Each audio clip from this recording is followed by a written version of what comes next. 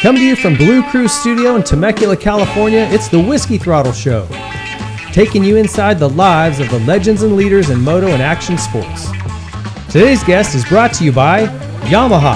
Yamaha is the industry leader in two-wheeled fun and performance. Celebrating 50 years of YZ in 2024, the Blue Crew is still dominating shootouts and competitions. Yamaha, revs your heart.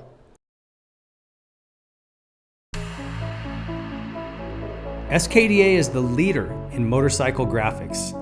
Driven by a combined passion for art and motorcycles, SKDA has become a global leader in the off-road motorcycle space.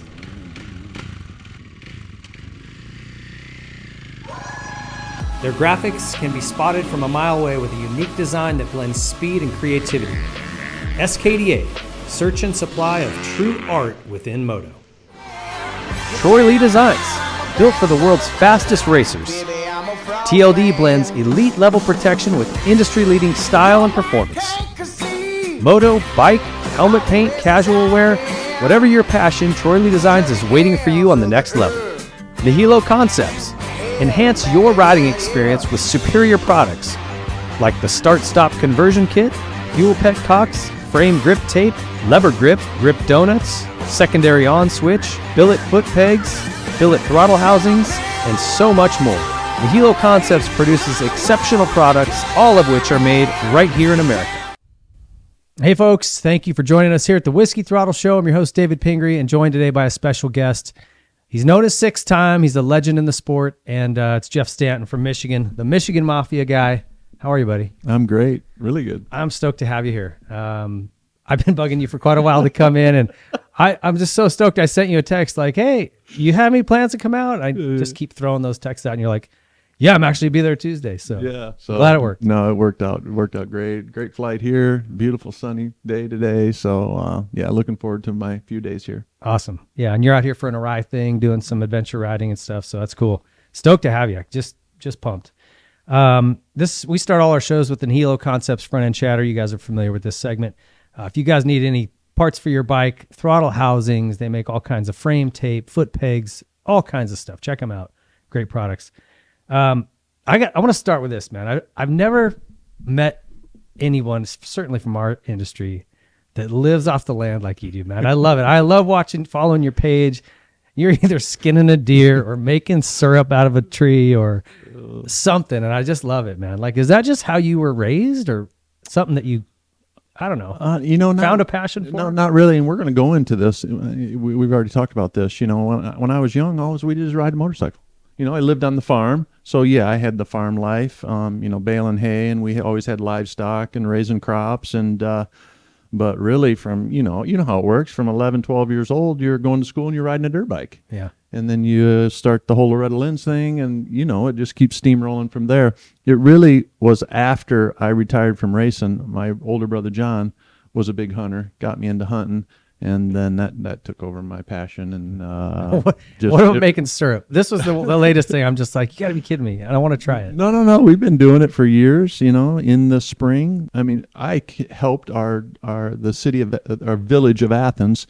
The youth council does it every year, and they sell thousands of gallons of fresh maple syrup, and then they give that money to the youth council to buy basketballs, footballs. Yeah. And so the community helps do that. So we've been doing it forever. I mean, they've been doing it for 100 years.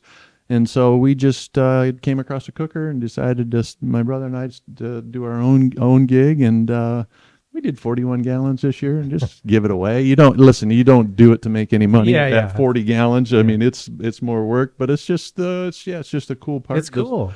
God provides for us, and it's awesome. It's fun.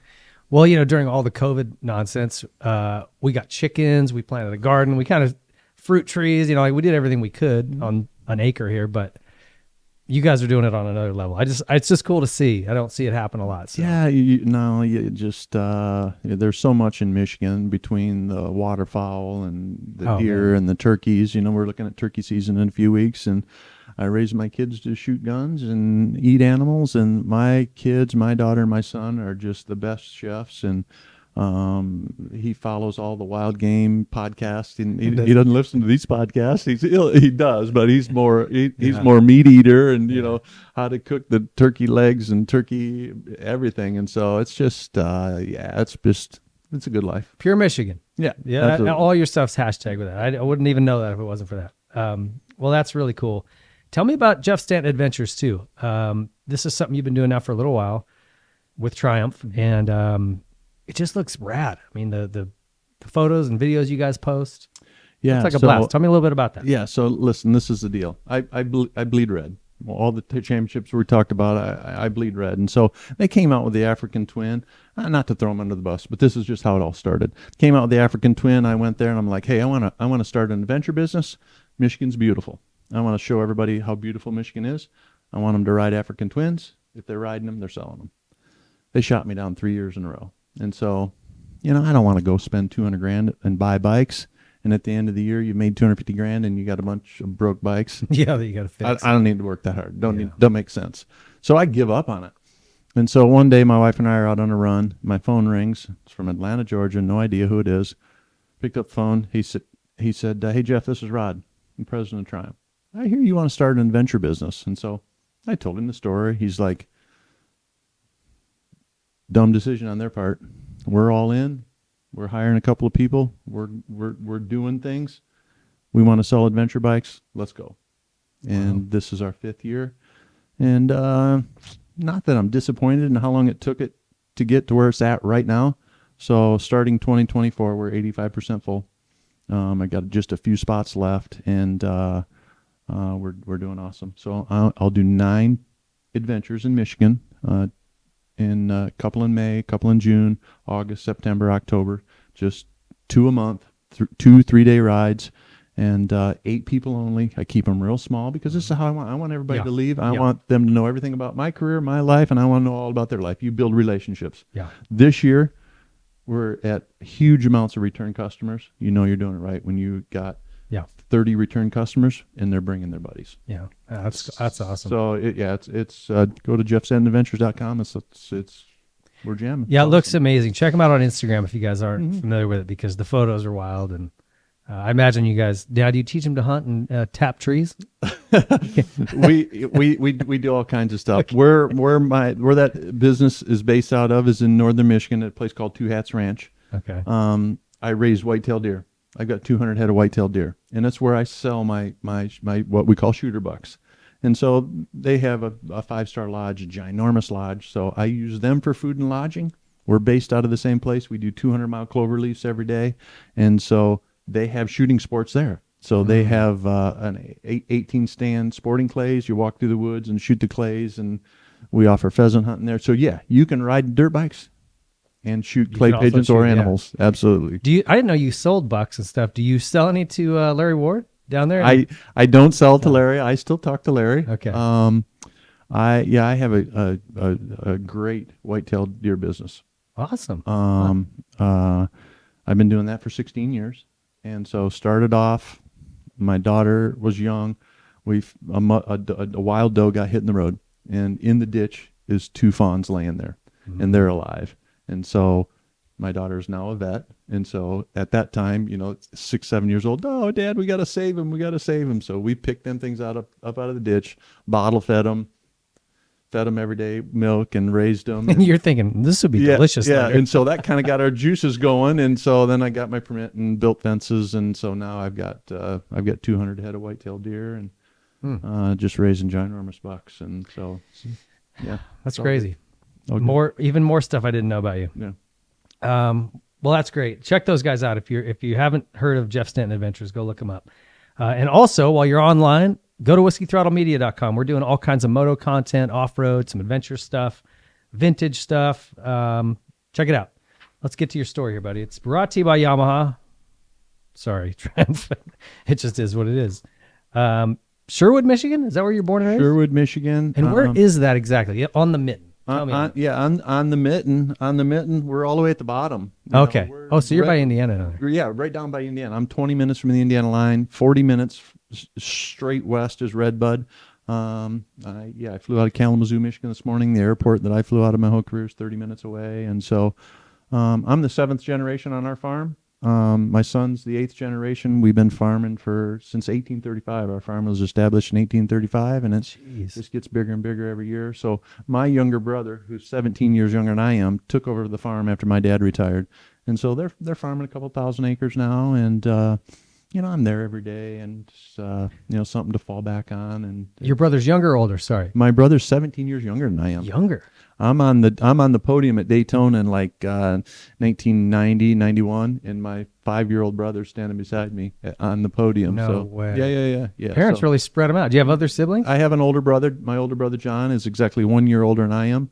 He raced amateur, did the Loretta's things, but never pursued it further. Was your youngest brother a oopsie baby or what? Absolutely. I mean, 18 years. Yeah. My wife and I laugh all the time. Like, if she got pregnant right now, I'd be like, oh.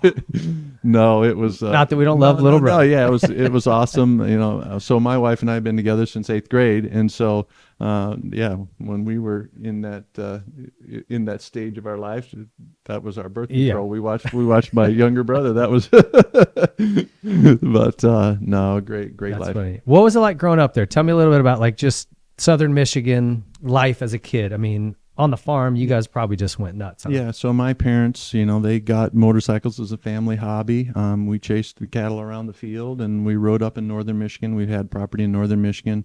Northern Michigan has just got just tremendous amount of off-road riding, groomed marked trails, and so we did it as a family hobby. Dad worked on bikes, and my mom raced, and my mom's a past motorcycle champion. Really? Absolutely, and so we did it as fun, and you know how it works. So one thing leads to another, and it steamrolls. And so I'm super blessed to be born and raised on the farm. And we'll talk about this later on the show. There's just good ethical, moral values. When I was 13, 14, 15 years old, we didn't have the money to go off and go racing, so we cut wood all winter to save up enough money to get to the races in the spring to get to where we're at. That's how you guys raise money? That's how we raise money. We cut wood every night and sold cords of wood. Everybody burns wood or burned wood back in the day. And you follow me now, and people at home, they know I cut wood almost every day still. I heat my ginormous house with an outdoor wood burner, and those things get installed in you, and the work ethic and the moral values of being raised on the farm. I wouldn't have raised my kids any other way, and I'm fortunate to be raised that way. So was it kind of what you imagine, like you're up before the sun and milking cows, just like getting the work done? Yeah, we never had any milk cows. When I was young, we had 2,000 or 3,000 head of sheep. That's when a lot of people ate lamb, and so my grandfather would go to the livestock auctions every Wednesday, Thursday, buy 10 or 15, small sheep, and we would feed them out, sell them. Fatten them up and sell them to the slaughter in Detroit. I remember as a kid taking semi-loads once a month to Detroit to the slaughter. And so with that, we baled mega amounts of hay all summer. We'd put up 3,000 or 4,000 or 5,000 square bales of hay and put them in the barn, and then, fed the animals out. And so big livestock operation when we was kids. And then, farming the 1,000 acres back then was a lot. Yeah. Were you guys like mutton busting on the weekends when you were a little kid? You guys do that? Absolutely. Yeah. Yeah. I just saw Andrew Short's kid did one, maybe it was last summer. It's so funny. That's like my favorite thing. Dude, that was daily for us. Sheep would get out and we'd have to go wrangle them up. So if you'd known that was entertainment now, and it was just fun back then. So. Yeah. No helmets or anything else. You guys just jumped on and went for it. Held on to the hair. Did you do any other sports? Like, did you play anything else before you guys got into? I actually played basketball. Unlike it is now, where guys race 24/7, they go to all these training camps. We took the winters off. Yeah. It wasn't until I was right at that breaking point where I went to Florida for the winter. So, when I'm 13, 14, 15 years old, I came back home. I went to school. My parents, they're like, "You ain't turning professional until you get that diploma." That don't happen nowadays either. And so I'm thankful for that. So I didn't turn professional and race my first race till I was done with high school. I won Loretta's and those couple of years as an amateur in the 250 500 class, and then I graduated from high school, and we went and did Loretta's and went to Washougal for my first round. So I played high school basketball. Okay. I didn't play football because that was in the fall. We were still racing. So I played basketball. I was the 6th, 7th guy off the team, but it was just there to be in shape and be a part of it. So. All right. I got a basketball story I want to ask you about too. I talked to Damon Bradshaw last week, and he goes, "Oh, hey, ask him this." Yeah. No, yeah, absolutely. So I got one coming. No skiing though, huh? No. There's a little bit of skiing in Michigan, isn't there? No, there is skiing, and honestly, my wife and I and my kids just took up skiing a couple of years ago in northern Michigan. I mean, not ginormous, Yeah, Boyne or something, right? There's Boyne. There's a bunch of them. We go to Cabernet because it's the closest one. So yeah, it's just something that we've just took up here just recently. Okay. And enjoy it. Yeah. I grew up in Montana. That's all we did all winter. So that's why I asked. Yeah. Just a fun sport for the family. Like I take my kids now, make them put their phones away, and it's like they're stuck on the chair with me talking, and then we're doing something we all like, and then we sit on the chair and we can talk some more. A guy that I do some stuff with, he says the same exact thing, that him and his daughters have more conversation on the ski lift than they do all week. It's true. Yeah. It's hard to get them to break away from their teenage drama otherwise. How your dad, did he race then? My dad didn't race. Okay. He had 3 racing, so he worked on stuff the whole time. So how did it go from kind of riding around the farm for fun to racing? Like, what was your first experience? Yeah. What bike were you on? Yeah, so I sent a picture of that in 78, 79, Yamahas. Okay. So I was a Yamaha guy until 1989. Yeah. As amateur support. So we started off just locally racing. There's a track right 10 minutes from my house called Log Road.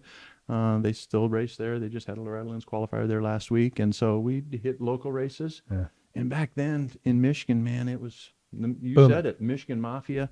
I mean, when I was on a mini bike, you had all the Biglows. You had Eddie Warren. You had Alan King. I mean, dude, it was unbelievable. Yeah. It was ginormous.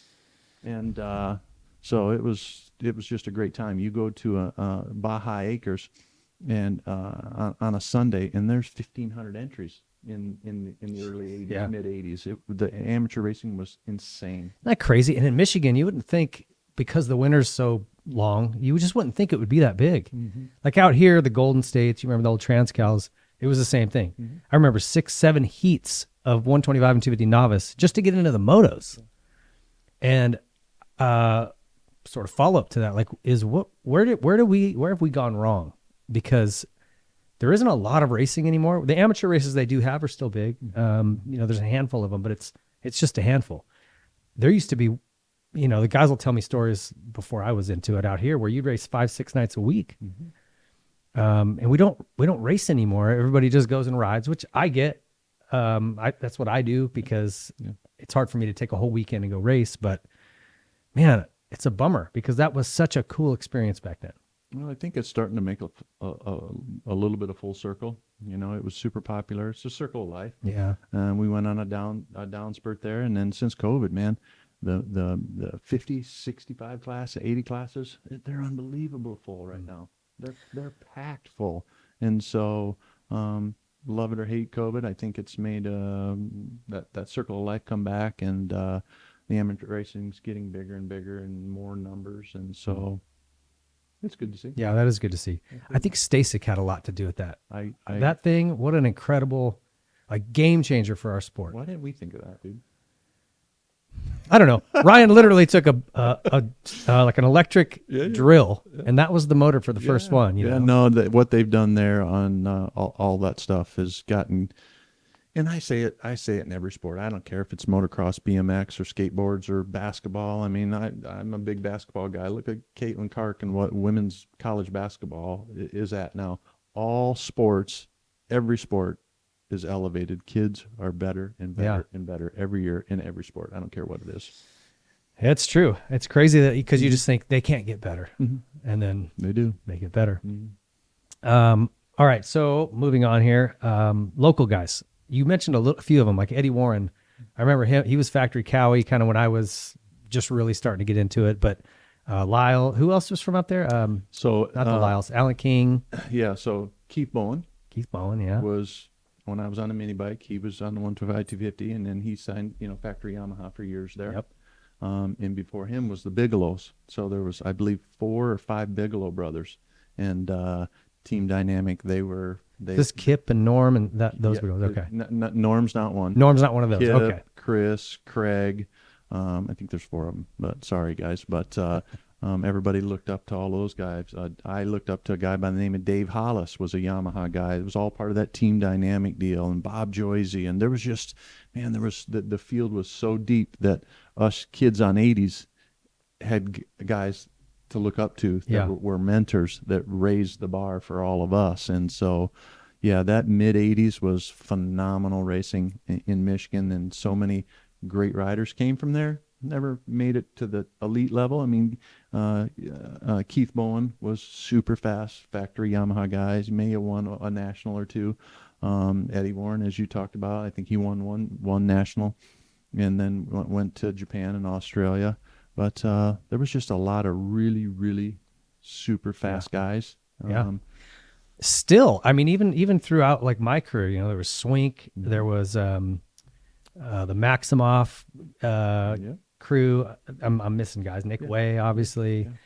There's always been fast guys out of Michigan. And then there's LaRocco, who was, of course, Indiana, but he spent... You guys claim him? No, yeah, absolutely. I do, because he spent 90% of his time in Michigan, and so LaPorte, Indiana is about a mile from the line. But, just a bunch of great racers. And what brought them, honestly, and I tell some amateur kids that I work with now, having time off is a good thing. Yeah.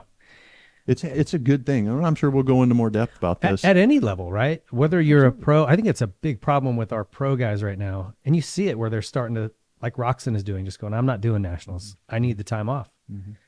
And now he's come back better than ever, maybe, Yeah. And then look what he did. He came back and did Mount Morris, and did phenomenal. It's not like you don't lose it, but at the amateur level, I just don't think you can do it 365 days a year, 52 weekends, and have that fire and that burning. No. So a couple of kids I work with, I'm like, you're not going to Florida this year. You're going to stay home.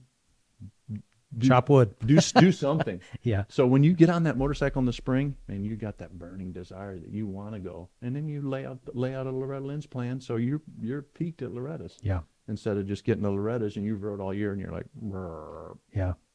It makes a huge difference that how you're just mentally where you're at. If you're over it, I don't care how fit you are or how good your technique is.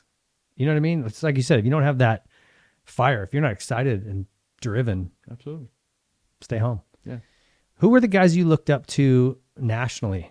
You kind of talked about the local guys, but was there anybody when you were younger that you looked up to and, I want to be like that guy? Yeah, so we go to the Pontiac Silverdome every year. I sent you some pictures of me on the Yamaha. Was that amateur day? Yamaha amateur. So good. Yeah. And your styles... come on now, bro. No. It's better as a pro, but you can still go, that's Jeff. You can still see it. So we would go to Pontiac Silverdome and sit there and watch 2 nights of racing, and Bob Hanna would win everything. And so it's like, God, I want to be like Bob, Bob's awesome. And so... What did you think of him off the bike? Were you like, this guy's wild? Or, I was too young to really understand the interviews and follow it. And it's hard to follow. You just read about it in Cycling News, really, but he's character, man. That guy is something else. Yeah, absolutely. To this day. Yeah, and absolutely. And I didn't get to know him till I had turned professional, but it was Bob, and he was winning everything, and that's who you looked up to. No different than the kids now that are racing looked up to Jeremy. Yeah, same deal. It's whoever's winning at the time. That's who they looked up to, and that was Bob. And so I remember having to race him for the first time, and going through that whole deal. It's like, gosh, I'm racing against my hero, and so. That's a tough mental game, isn't it? It is. Yeah. I remember dropping into the line 93 Glen Helen, which you raced at. That was that one moto format. That was my first national, and I pulled in next to Emmy. Just all these guys, Jeremy, I think, was still in the 125 class, and I'm like, oh boy, what am I doing here? I'm like, I'm out of my league. Yeah. Anyway, so I always thought you were. I guess you always were a bigger guy, but you rode 80s. You rode, hundreds anyway. Mm-hmm. You won a title at Loretta's in '83. Mm-hmm. The first year you went.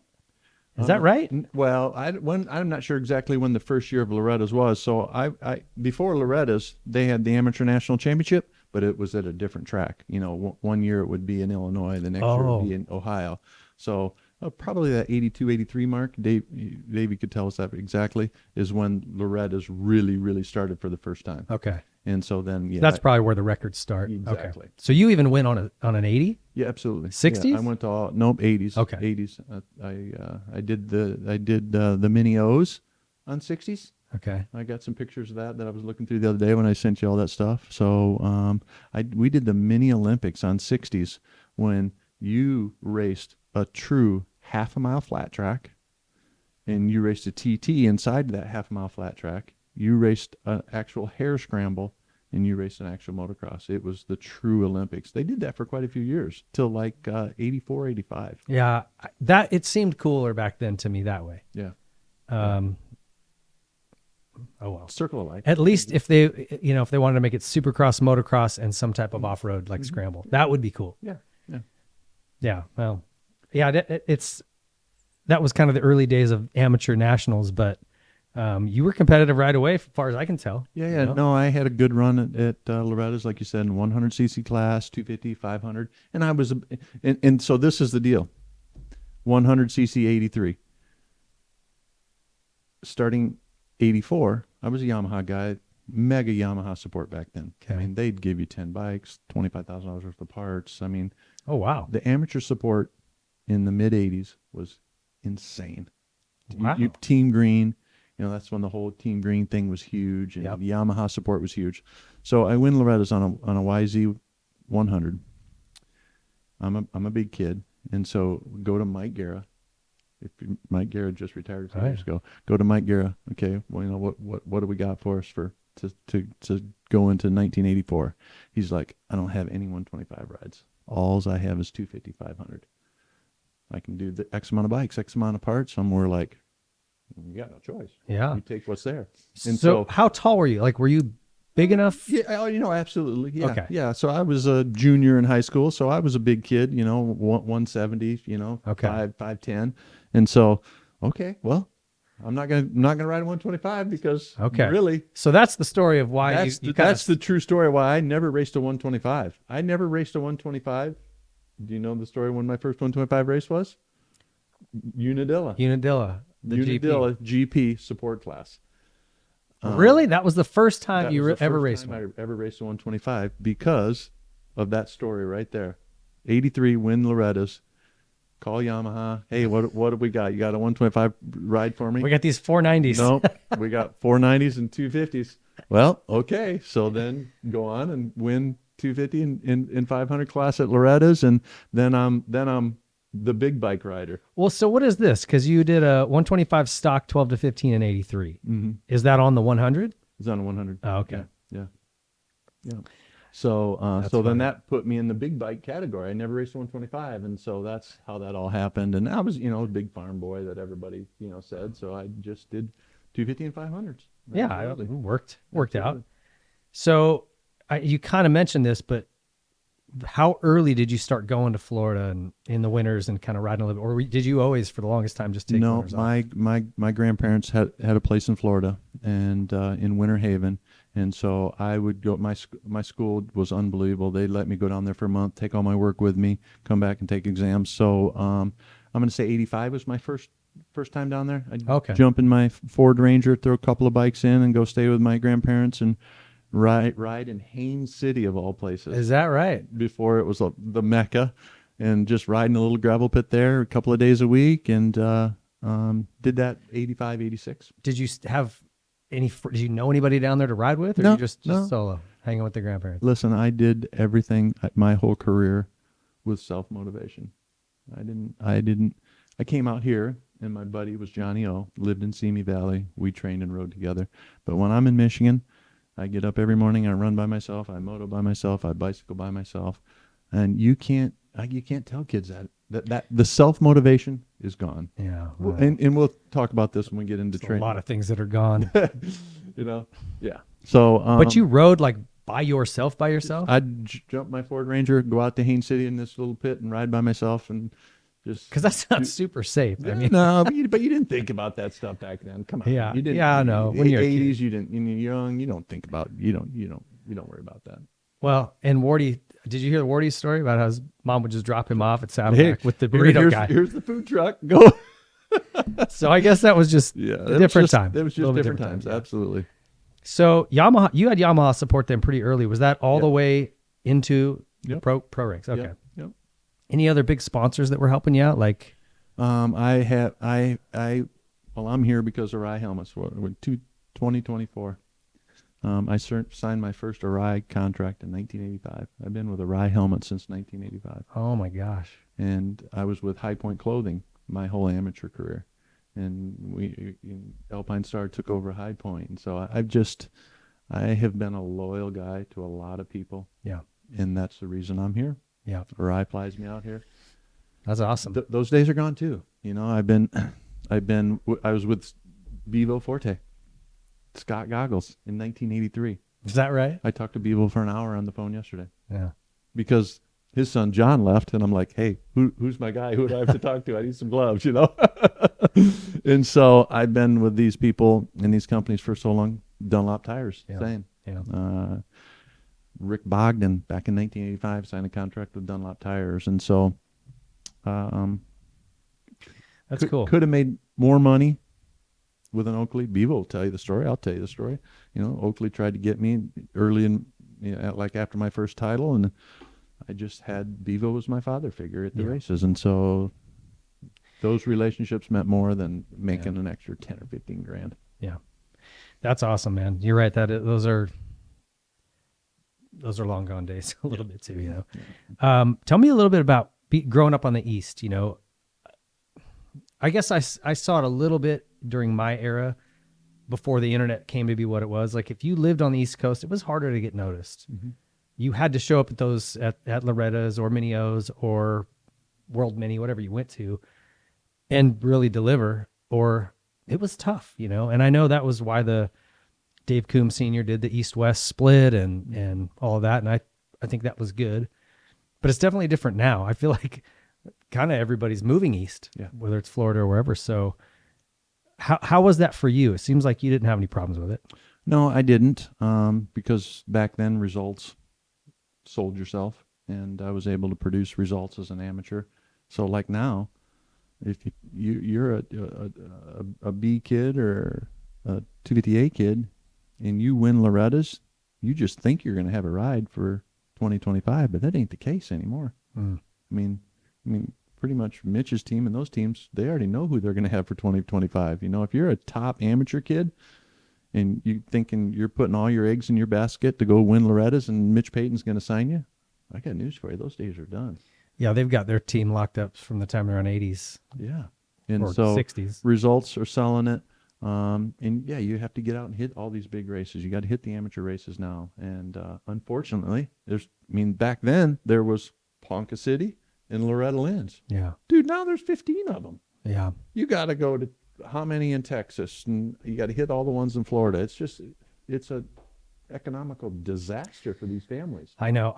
I think of just the week-long trip we would do to Loretta. I'm like, how did my dad do it? How did he take a week off? Be a farmer in Michigan. I mean, it's money you spend is crazy. We would do a 2-week span. Go to Ponca City, race Ponca City, and then we'd all drive all night long. A huge caravan of 100 motorhomes and trailers. Yeah, it was 2 weeks. You're right. To Loretta's. That's your 1-2 weeks off a year if you're a working guy anywhere. To Loretta's, and then you had the Mini-O's. So it's obviously a lot different now. So you had to peak at those races. You had to win them races to get the sponsorship, get the notoriety, and later on my career, I came out here and did some things that nobody's ever done, and was there anyone that helped you, with technique? Was sort of a coach to you as you were coming through before you kind of turned pro? No, not at all. Nothing. I didn't go to a riding coach until 1988. Is that right? Mm-hmm. And who was that? Gary Bailey. Gary Bailey. David had got hurt.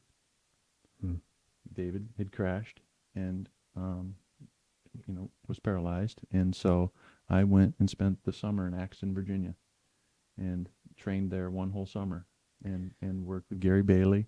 And that was your last year at Yamaha, 88, right? Yep. Yeah. That was my last year at Yamaha. And David getting hurt and good results on 250 and really 500 opened the door for me to get to Honda in 89. So you were just winging it all through your amateur career? Like just... Yeah, it was, there wasn't, you go back to the 80s, there wasn't riding coaches back then.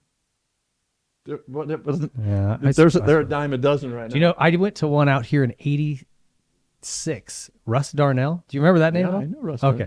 Yeah. I actually just found out to show you, like he printed out everyone a sheet of what you did well, what you need to work on. It was like a certificate. Russ of Darnell completion. motocross schools. That was it. Yeah. Yeah. Anyway. And Gary was on the East Coast, and that's, I ended up there. And so, Now they're everywhere. I mean, you can go to a track and throw a rock and it'll bounce off 3 coaches.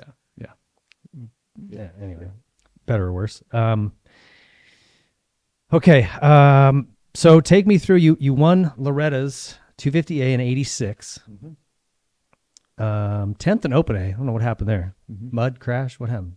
I honestly don't remember what happened, to be honest. You can't remember 86? Come no, on, man. I can't remember 86. But then you went and did your first pro race at Washougal. Yep. And it was, if I remember right, if I read this right, it was that you filled in for someone that was hurt. Brock? It was Brock. Yep. So went from Loretta's to Washougal, and John R. was my mechanic. If anybody remembers John R., Brock's mechanic forever. Brock was hurt, and so we flew out a week early, rode at a little track out there in Washougal, and that was my first national, lining up with the big dogs on the YZ 490 air cooled Pinger. So take me through that first. I mean, Washougal is a pretty iconic place. It's beautiful, but it's also a little tricky because it looks like there's traction and there's not. There's shadows. You got lots of shadows, lots of legends you're lining up against. Take me through that you're day. Intimidated as all get out, and so I was fortunate to be able to get out there and spend some time with John R. Get the bike dialed in a little bit. And how was that bike? The bike was a rocket ship. Really, I remember we had to slow the thing down. My dad tells a great story there. It was like, I couldn't ride it. Brock Glover's bike, you can jump on it and ride it. This thing's going to be perfect.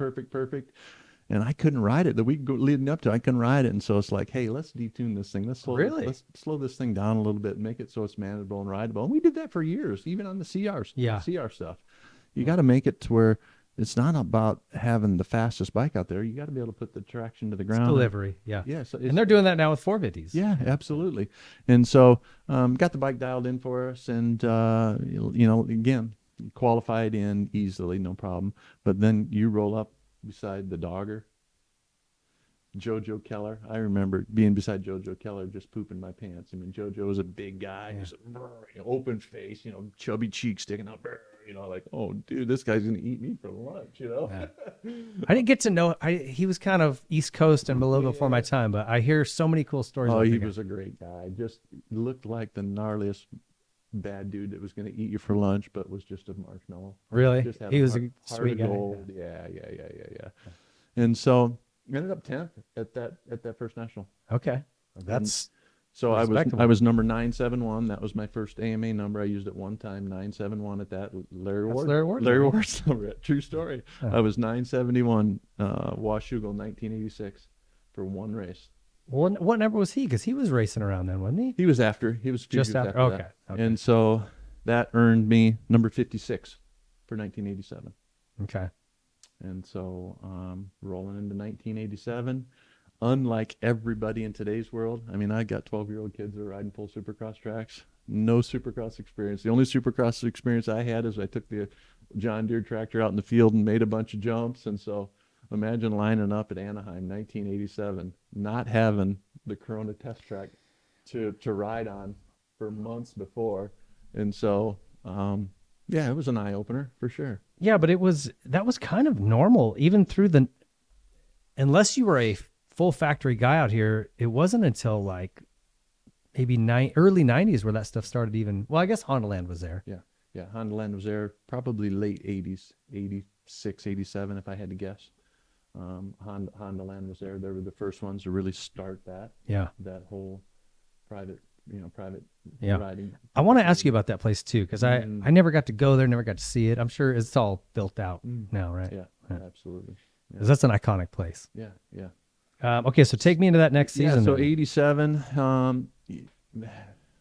I didn't have full factory. I was Yamaha support program.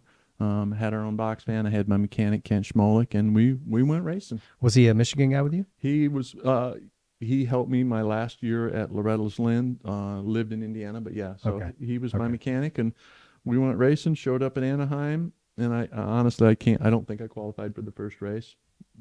I can't even be honest with you. I can't. In 87? In 87. You got 20th. Okay, 20th. You got it down pat. Yeah, so yeah. yeah, so no Supercross, 20th at Anaheim, 1987, and just went racing.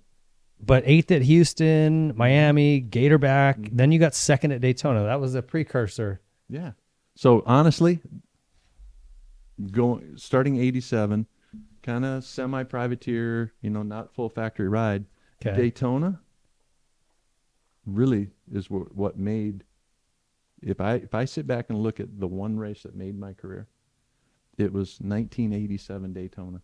Was the gnarliest mud race. It's like when Kevin Windham and Chad Reed had that gnarly mud race, and what Chad's bike broke the last lap. It was that bad. It was so muddy and so gnarly that nobody even knew what place you were in. It was just complete mud. No one. Ricky Ryan crossed the finish line, and they come and he might not even won. You never know. It's like, oh, this guy's gonna win. This guy's gonna get second.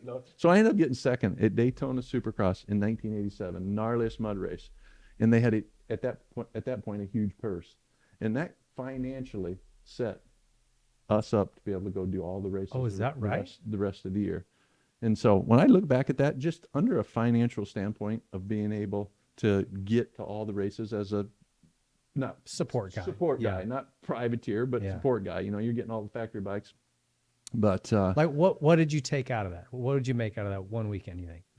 And that gives you the confidence that of course you can do it. So I'm on the podium at Daytona in my first full Supercross season, and then I've had an outstanding career at Daytona ever since then. But that gives you the confidence. And that kind of paves the way to get me to all the races, and then it steamrolls from there. Just one thing starts happening, and I get more confident. I get better and better results. And was there any in your mind though? Were you going, that was a mud race though? Like, did you want to get one on dry? Yeah, of course you do, but you don't take away from the experience. It's Daytona. You're on the trophy. You're in the books. Yeah, and I just told this. I was a Grand Marshal at Daytona. How many years later? 87 to 2024. I was just a Grand Marshal at Daytona. My wife and I was down there. We had an unbelievable great time. I was just telling the story that what an iconic race. What a great place to have a great career. Yeah, and if you're going to be good at one place, that's a cool spot to be good at. Absolutely. But this is your 87 was your first full season. Mm-hmm. You did just the one race in 86, right? Yep. So the beginning of the season, there's top 10s, but you can see it's a little figuring your way out. But man, by the end of the year here, you start turning it on. You're 4th at Lakewood and Good Times Park. Was that Texas? Yes. Yep. Redbud 2nd, Lake Sugar Tree 2nd. I mean, you start cracking off some good rides. Yeah. And who was winning? Either Wardy or RJ. 87, yeah, it would have been Wardy. Yeah, that's it. You're racing against. I'm racing against RJ and Wardy and Lachine, O'Mara. I mean, that was the guys at that point, and so those results builds confidence when I'm battling with RJ every weekend, and so it kept steamrolling. So 1988, more support by Yamaha. Same deal. Started out the year. Was there salary and stuff at that point? There was. Okay. There was. Yeah. And you kind of missed the works bike era. Does that bum you out at all? No, not really. No, Yeah. It was a good thing. It leveled the playing field for all the other privateers. So no, I think it was a great thing. The works bikes were awesome to see, but it just leveled the playing field for all the privateers and everybody else. Yeah. Guys like me that were in that situation in 87, 88. Yeah. So, I suppose. You got to run against a works bike. Yeah. It's like kind of a so so 1988, just same deal. What is Secession MX Park? Some of these old races, I'm like, where is that? I've never heard of that. Any idea? No. You got a 6 there. Well done. It might have been Secession. It might have been Colorado. Okay. Because we did Colorado. Well, Lakewood Sports Cycle Park, I would imagine. I'd have to look it up. We'll get somebody in the comments though. Yeah. They'll tune us right up. They'll fill us in. Yeah. All right, so into 88. Yep. Better support. Yep. Were you getting works parts in 87? Or We were not getting works, but factory we were parts? getting factory parts. Okay. Yep, from Yamaha, and So they just dialed on the building confidence, Yeah. having battles with again Wardy, RJ, becoming pretty decent friends with RJ. He'd come back to Michigan. We'd train together, ride together, and that's what led me really to where that next year. to where my career started. Battling. And what was it about you two? Like, kind of seems like you're very different. Mm-hmm. He's, What do they say? Opposites attract. I suppose. So that's why I'm curious because you're more, how do I say it? Subdued. He especially back then. Oh yeah, which absolutely. actually no, still today. I don't know. I mean, that's a good question for him. I don't know if it's he had the respect of the maybe the lack of talent and the work ethic that I put in that led those conversations to Dave Arnold to say, hey, you know what? This guy'd be a good guy to get in here and help develop the bike. And it's funny, Dave Arnold just told me this just the other day. He's like, Stanton, why I really hired you is because we really wanted you to do all the testing and do all the grunt work, and then you turned out to be a champion, and one thing's led to another. Is that right? Yeah, he just told me the story just the other day when we was talking about Triumph stuff. And so, because, we'll go into it, but RJ gets hurt, and then I'm the lead role. Yeah. So, but, it's really those conversations between RJ and Dave Arnold that really got me a contract at the end of 88. Did you and Rick ever have battles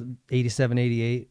When you were on the Yamaha still, did you guys ever have some knockdown dragouts? We battled. I was a better 500 rider, just on that old YZ. I rode that thing really good, and not that I'm saying we could battle, but I could, at that point, I could go battle with him for 15 minutes, and he was a man, I was a boy, so, still quite a bit younger, and he, had much more time, and so, so I just think that it was the respect. Probably earned his respect. Yeah, earned his respect because farm boy from Michigan, not as talented, but made up for it with hard work. And, I listened to him, and he was a mentor. You want to be successful, you surround yourself with successful people. And I was super fortunate my whole career. Tell me a little bit about that Yamaha. Did it fade as bad as, kind of the rumors were when it got hot? No, not really. That bike was really good, actually. The bike was really good. You could detune it and handle it, and it ran really good. It was a dinosaur, but it ran really good. Well, it just looked old. Yeah. Against the Hondas and the Cowies. I'm looking at you look at pictures of that Yamaha and you go, really? All right. Yeah, I've got lots of pictures in my trophy room. Number 8, just full stand-up mode behind RJ, just coming into the turn with him. And yeah, you and Glover. Who else was riding it at the time? Well, Keith Bowen was a factory Yamaha at that time, and Mickey Diamond. 88, 89 was Mickey Diamond on that thing as well. So, and then we did 6 250s. That was your national championship, 6 or 7. Yeah. You remember that? Yeah. So and then switch. It was a lot different than it was now. So the 125s would do the 12 race outdoors. 250s would do 6 or 7 250s. That was your championship. And then everybody would race 500s. So weird. You think they would maybe make the 500 or the 250 all year long? Right before my time, they did. So Brock Glover, David Bailey, they were the 500 champions. So let's say 85, 86, it was that way. It was that 86 way. Down, it was that way. They had, you go to the pro nationals, you had the 125 class, the 250 class, and the 500 class for all 12 races. And the 500 was lackluster, probably not Weren't as many people. Yeah, many people. So, and they were still selling the bike, so they still needed to have it for the OEMs. So, okay, let's split this. And it's like a 250 East or West championship. I mean, it's over. You have one bad race. It's like, well, yeah, no, yeah, you're done. You just 6 races for a title. Yeah. So I finished second like 6 or 7 years in a row on the 500. I was a 500 guy, big farm boy, but I finished second like every year.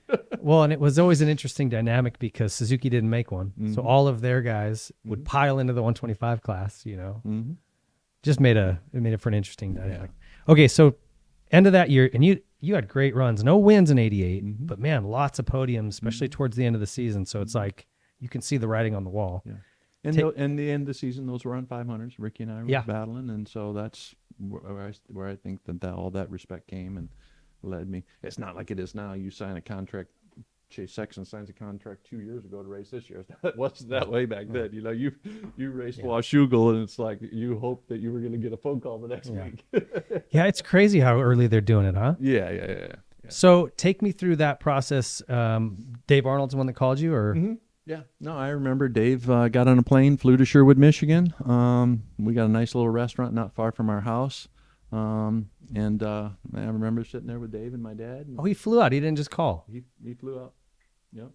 That's cool. And stayed right at the house with us and was there for a couple of days and signed the contract. And yeah. Was it pretty good money compared to what you're getting at Yamaha? I can tell you the true story on this. Okay. Whether he's listening or not, it doesn't matter. It's all we mature. So I signed the week before Washougal, 1988. The week before Washougal, I signed my Honda contract. Okay. Go to Washougal, the last race of the year.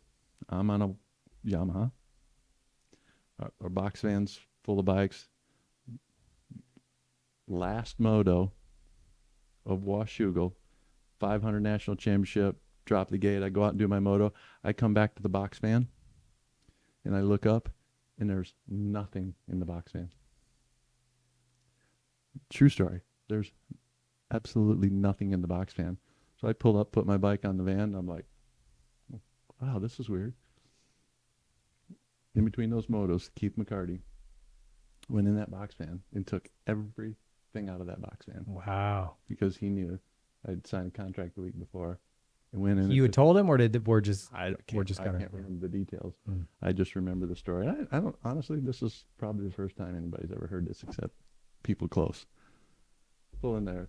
Did you think you got robbed? Like that would have been my first. At first, you don't know what's going on, but then my mechanic's like, "Oh yeah, I don't know if they thought we were going to steal the stuff or whatnot." But everything was out of the van, put in all the other box vans, and it's like, unfortunately, had to end that way. But whatever. That's kind of yeah. So that's interesting. yeah. So then.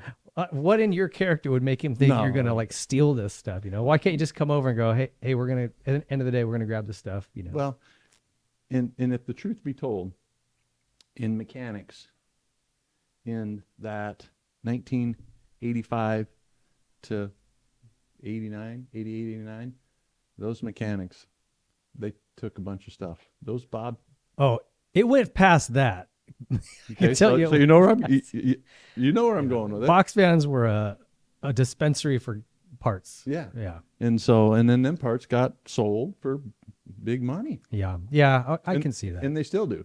So, and that's when, when I go to Honda, I mean, you signed the parts out the one of the bikes, and I mean, they kept track of every single they thing. kept track of everything. Yeah. Because those mechanics were making some side cash. There's no doubt. Yeah. And so that kind of all stopped at that era, Well, and so it's funny. I even got a little message from Dave Osterman when he heard you were coming on. He goes, I used to kick him parts out of the Yamaha box van. Mm-hmm. Yamaha wasn't happy about it, but I did it anyway. I liked him, whatever. Mm-hmm. And when I was just turning pro, Ed Longacre, do you remember Ezra's mechanic, Jim Danforth? You remember him? Caveman, Huffman's old mechanic, that blonde hair guy. Yeah. They were constantly ignitions, pipes, stuff that really worked well, like really changed the bike. Yeah. I couldn't believe it. They were just, here, man, hey, take that, Yeah. It was just the way it went. Yeah. So I get it. I guess I kind of get it from that. So I had a great career at Yamaha. I surrounded myself with some great people. I came out here 1986 and won every race of the Transcal. Nobody's ever done that. Is that right? Every race. Of the series? Every race of the series. Mike Guerra. I lived with Mike Chavez. Do you remember Mike Chavez? He's Kawasaki's media guy now. I lived with Mike Chavez, who Ron Heben lived just down the road. So I ran with Ron Heben every day, lived with Mike Chavez one whole winter, drove my Ford Ranger out here, and I went to the races, every race of the Transcal Series with Mike Guerra every weekend. And I'm the only one to ever win all of the 250s and all of the 500s, every race, every moto of that series. It's pretty good. Those were big events back then. They were too. huge events. It was basically a national. It was a national.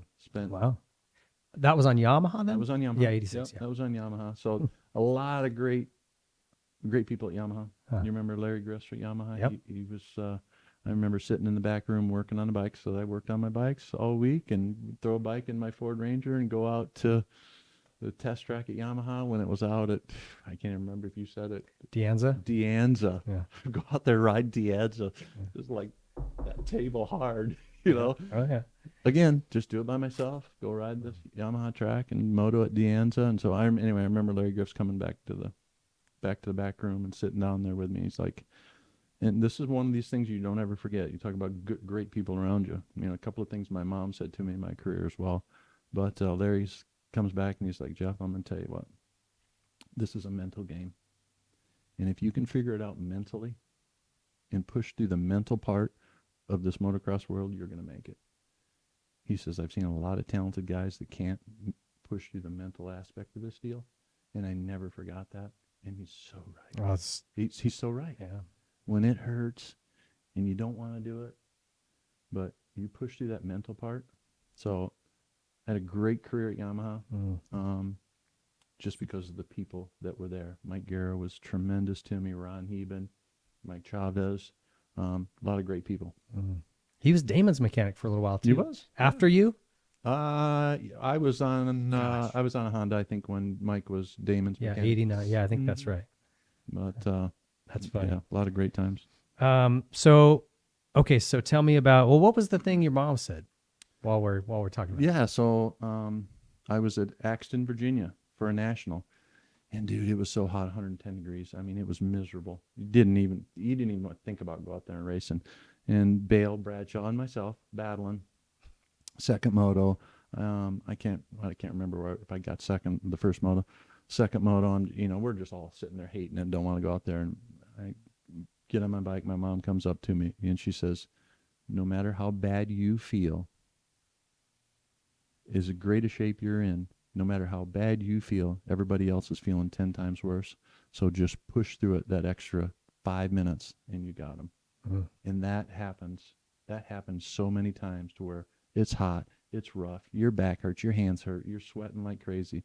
But if you can just break somebody, if you can pass them and break them for 2 laps, they're done. They give up. It's mental. I've been broken many a times. That's great. No. That's great advice. No, Not easy to do. it's not. In easy. those conditions, It's not but- easy to do. And I look back and what Larry said, dude, I don't care. Every year's that way. There's that 1 or 2 guys that can mentally handle the mental toughness. I mean, I don't have to tell you who it is right now who struggles with mental toughness. No, it's pretty obvious. It's not like they're not working hard or they don't have good bikes. Exactly. But it's the thing about that mental side is it's the hardest component to really get dialed in. You know what I mean? And 100%. And you're either born with it or you're not. I'm not sure. you think so? I don't. It's hard to say. Things it's all got to line up good. I think everything's got to happen in a certain order to give you that mental toughness and that mental confidence to get there. I mean, there's a lot of great talented guys that.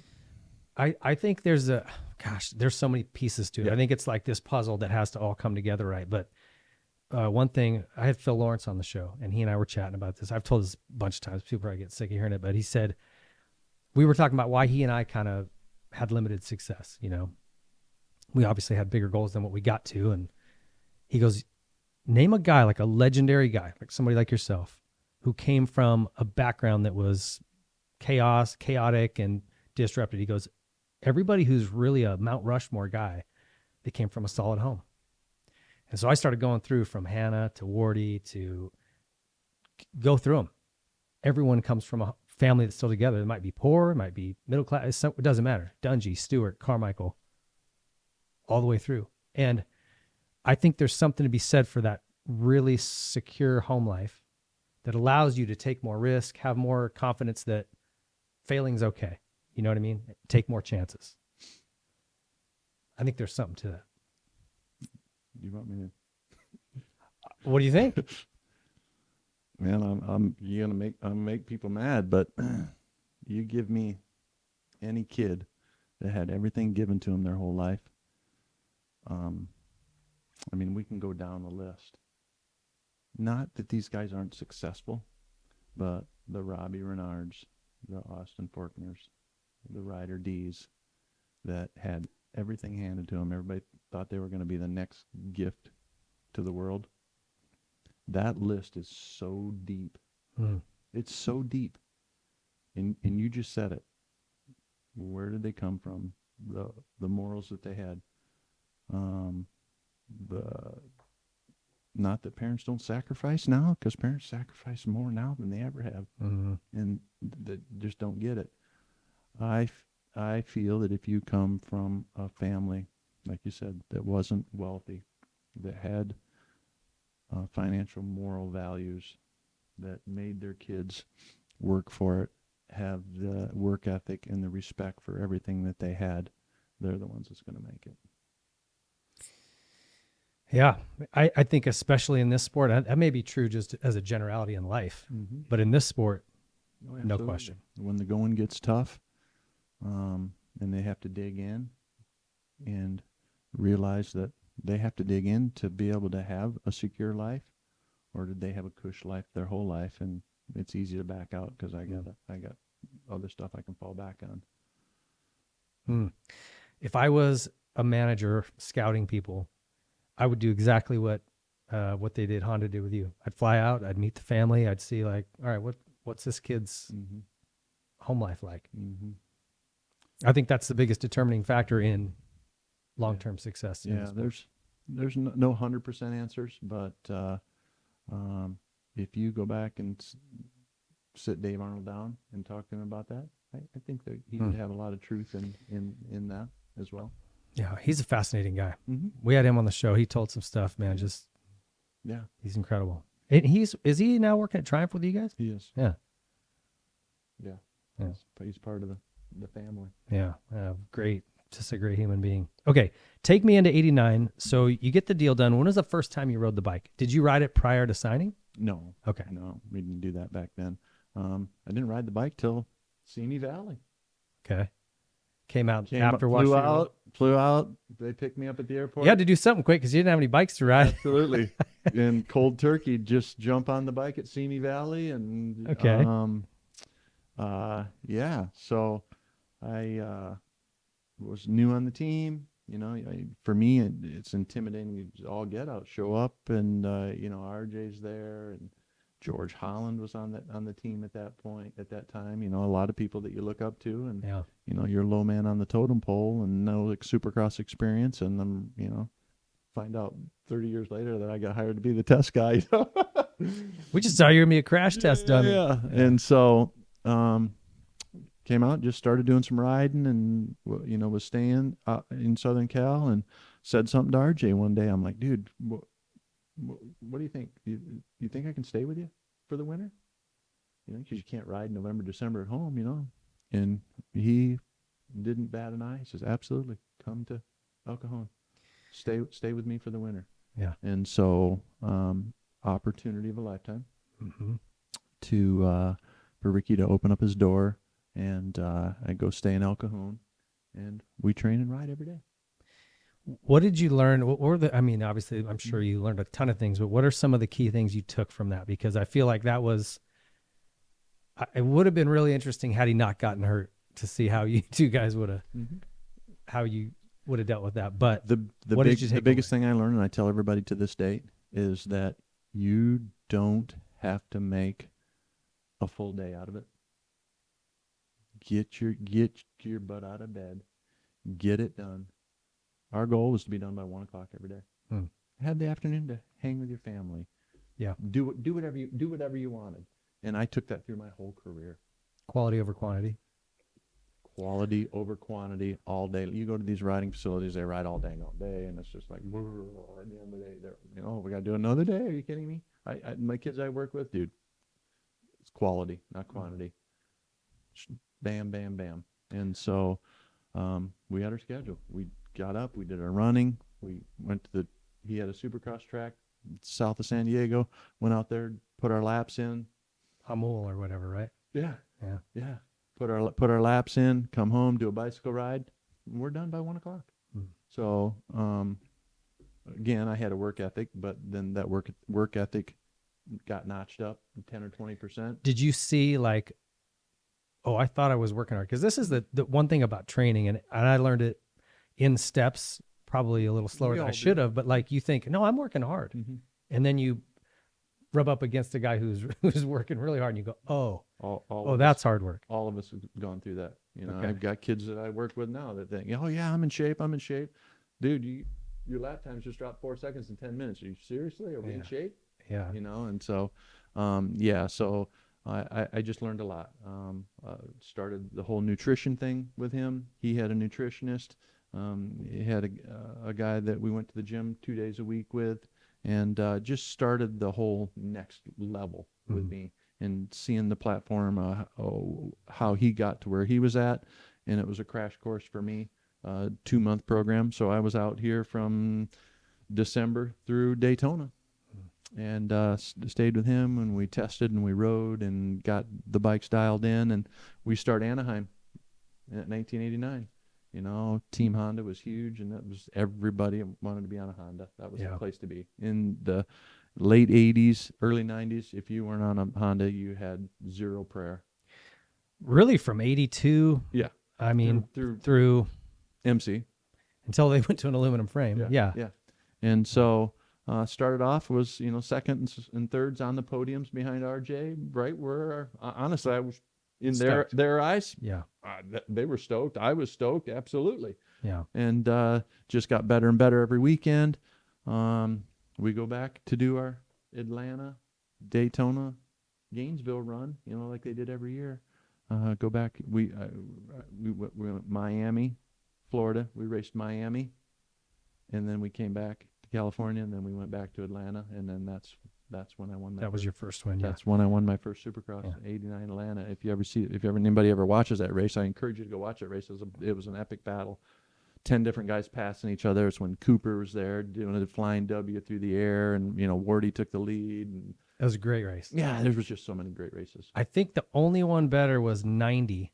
Was that the year Wardy won? Yeah, there at Atlanta. Yeah. Dude, that was the most incredible. You were in the mix for I was in the mix a hot minute. for a little bit. Yeah.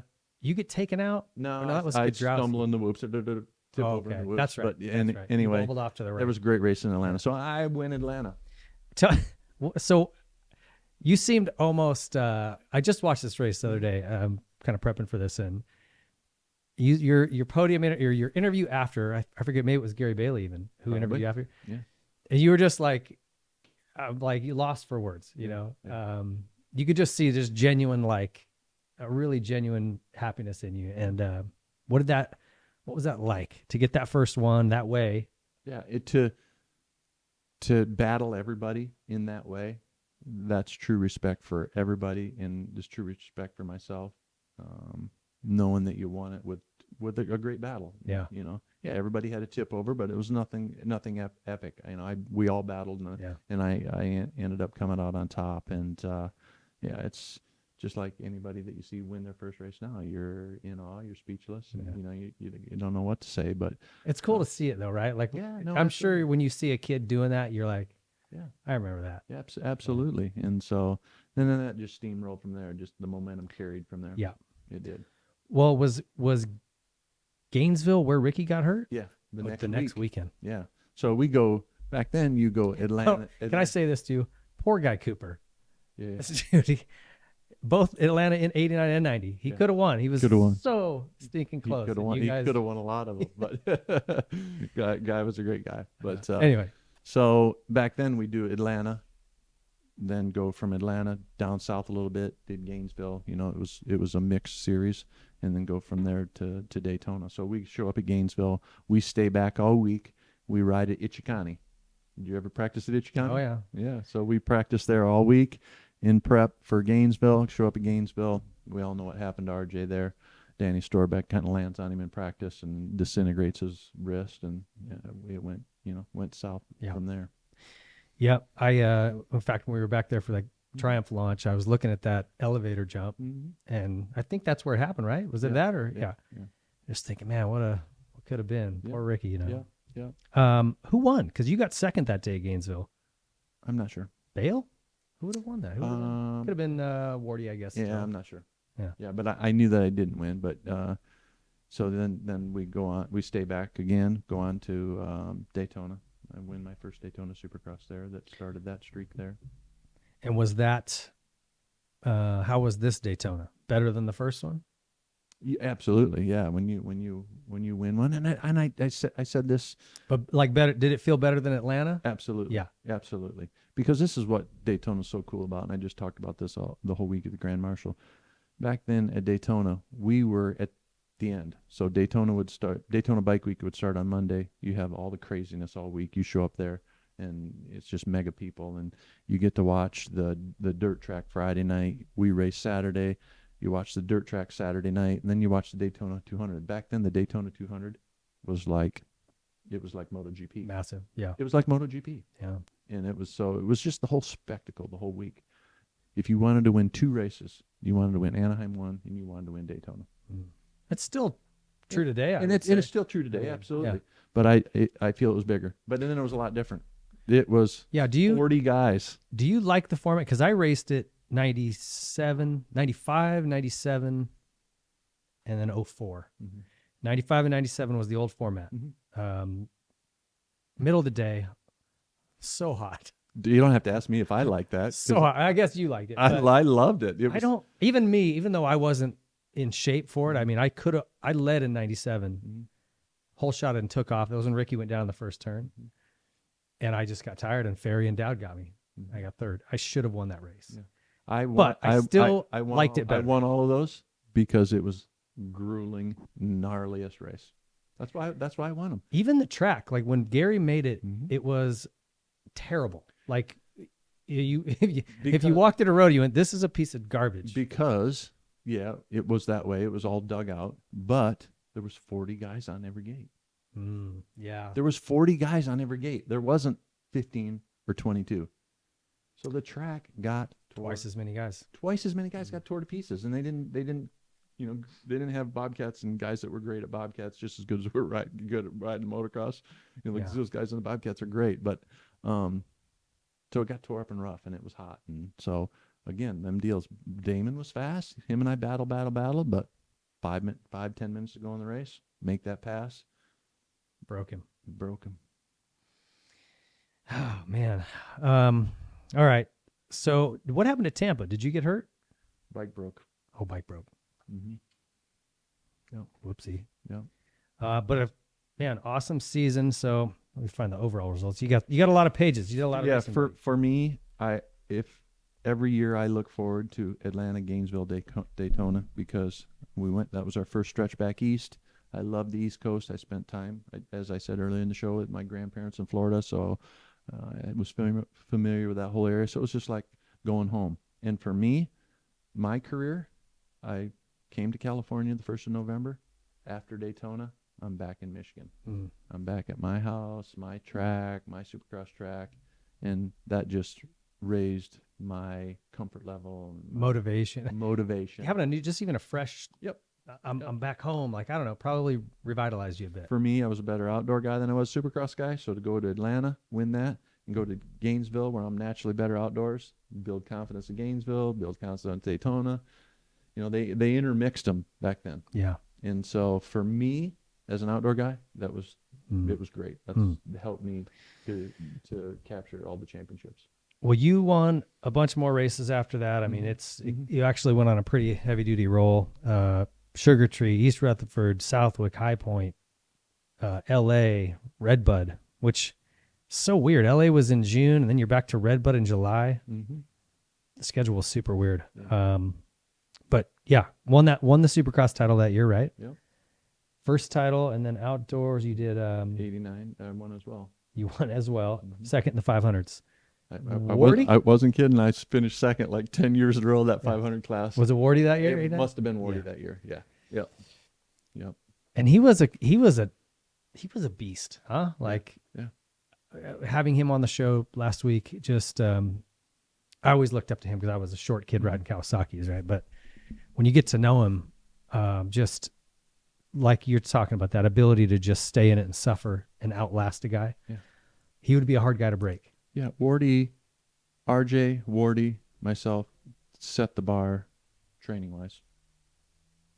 Johnny too. Johnny was pretty Johnny. aggro. Yeah. Johnny, Wardy, and David. Those are the three that really set the bar that Ricky had to meet. Yeah. Had to meet. Then I understood that bar. And Wardy's probably one of the first ones to have a trainer, Jeff Spencer, and raised that training level towards that. And so, Yeah. You raced against some really neat people, and when we get a little further in here, I want to ask you just sort of your thoughts on each one of them, because whether it was the Dogger, who was kind of unique, or like a Wardy or a Johnny O or Bale, anyway, I have a lot of questions. So did you like the 500 better than the 250, or just liked them both? I liked them both. Was supposed to win that 500 title just hands down because I was a big farm boy, but just they don't hand them to you. They don't hand them to you. No, they don't. No, they don't. Okay, so let's talk about the end of that. So great season, 2 championships and a second. I mean, that's pretty dang good. Yeah. Well, what was going through your head at this point? Like, you finally have realized what you worked for. And it happened fast. I mean, it happened really fast. 86, you do your first now? It happened quick. In 89, it happened quick. It happened in 5 races. First Anaheim 1 to Atlanta was 6 races in, and then I was fortunate, and I said this, I'll say it again, I was fortunate to have lived with RJ for 4 months. Got a base, got the confidence, so I was ready to take over when that happened. Were you in that training time with him in the winter? Were you as fast as him at the practice track and stuff? Like, were you guys pretty close? No, he was always a tenth faster, half a second faster. He was more mature and more experienced, and he was the bad boy. So, what was there was a movie or a video called, was it Motivation? Were they filming that when you were there? Because I remember a scene. You're out in a doghouse or something? So RJ and I had a bet. Whoever didn't win, the other one had to sleep in the doghouse one night. For real? That week. And you really did? We never did. Oh, okay. But it was just a PR. Yeah. It was just a PR thing. So if he won Anaheim 1 and I got second, I had to sleep in the doghouse. And so we hammed it up. And did what we had to do just to create some press. But it was cool. Yeah. I must have worn that movie out watching it. I mean, back in the day. Okay, so man, crazy year. Do you think? Let's talk about 1989, my first Motocross of Nations. Well, I have a separate question about. Okay. We're going to talk about just your motocross in all 3 years. Right. We'll get there, as I got a lot of questions. I got to keep it moving because we're gonna be here all day. I got a lot of questions. I guess we talked about that Atlanta win, but beating RJ straight up. Had you done that before? Was that the first time? No, like in a race? Time. Yeah. First time. Mm-hmm. That was a big. Absolutely. Yeah. It's confidence for pivotal anybody. moment. Absolutely. Yeah. Absolutely. Okay. Was there? Tell me what. And you kind of answered it, but like, what changed for you? Because you went from being good, seconds, thirds, like kind of right in the mix, but you hadn't won, and then all of a sudden, it was like a switch flipped in Atlanta after that win, and you're a different guy. But it changed it. It changed Atlanta, but it really changed at Gainesville when RJ got hurt. Then you're like, wow, I got to carry this flag. And he prepped me, Honda prepped me. I was prepped and ready to carry the flag. And then the confidence goes with it. The wins go with the confidence and the hard work that you put in. And you're on the best bike. You're on a red bike. You're on an HRC bike. Yeah, it's time to go. Was there pressure from Honda? Did they have a conversation with you? Like, hey, pressure you're the guy. From Honda, dude, come on. Well, I just didn't know how they were. Absolutely, always. Yeah. Okay. Dave Arnold did whatever it took to win a race. You got to cut that frame by 3 millimeters and cheat. If you ain't cheating, you ain't winning, bro. Okay. So, what about conversations with Ricky after he got hurt? Did you guys talk much, or did he kind of go quiet? It was a struggle. And we talked about it. It was a struggle, And if I put his shoes on my feet, you built this guy up, and then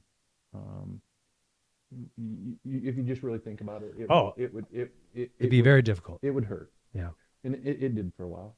But we mature and go on, and we talk quite often. It's all yeah. I'm sure you're fine. It's funny, guys. I hated when I was racing. Right. You get to the stage and you're like, Yeah. hey, remember that? We used to hate it. Like you laugh about it now. Yeah.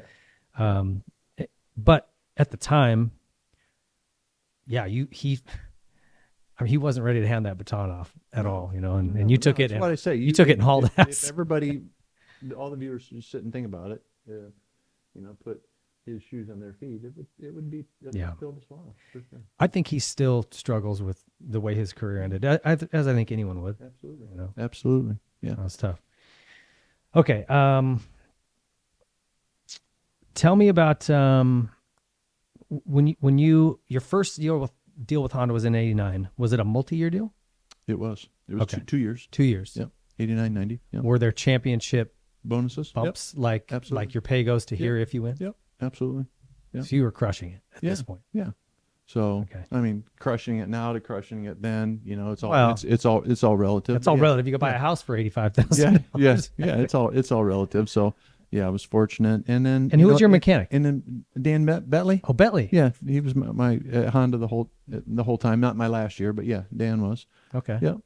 So Dan and I they hired him the same time. We went to Honda both same time. He come from Cowie to Honda. Who was he with at Cowie? You remember? I think just more general in-house amateur, just team green kind of guy there. And so yeah, we went at cold feet, jumped in. It was awesome. That's cool. Mm-hmm.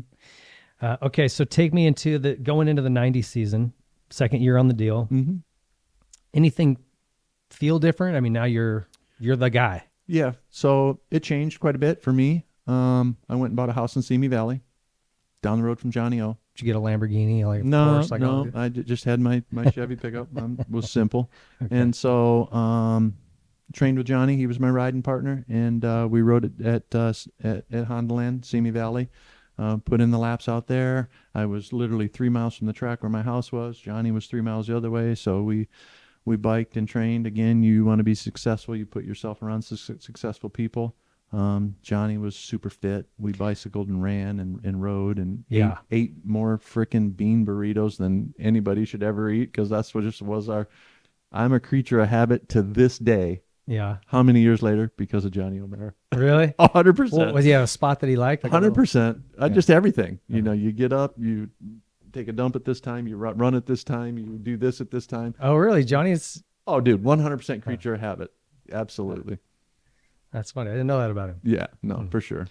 Did you guys ever do anything? I heard stories of him and David, like they would take 2 golf clubs or something, hold them like handlebars and run a golf course and play it round. The only golfing I've ever done is when I take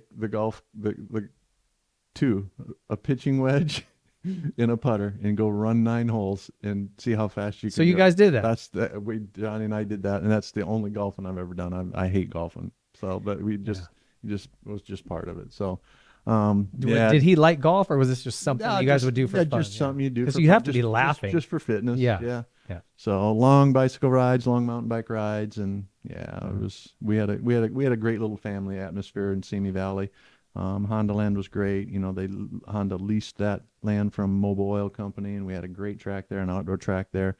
It was the perfect scenario. It wasn't fenced in until people got back in there and got hurt, and all good things must come to an end. Yeah. But it was awesome for us when we had it. So it had outdoor tracks, a supercross track. Was there like open hills too, where you guys just it was way back in this valley, and so you could just go free ride, and they had an outdoor track and a great supercross track, and then we prepped it and kept it up, and 89, 90, 91.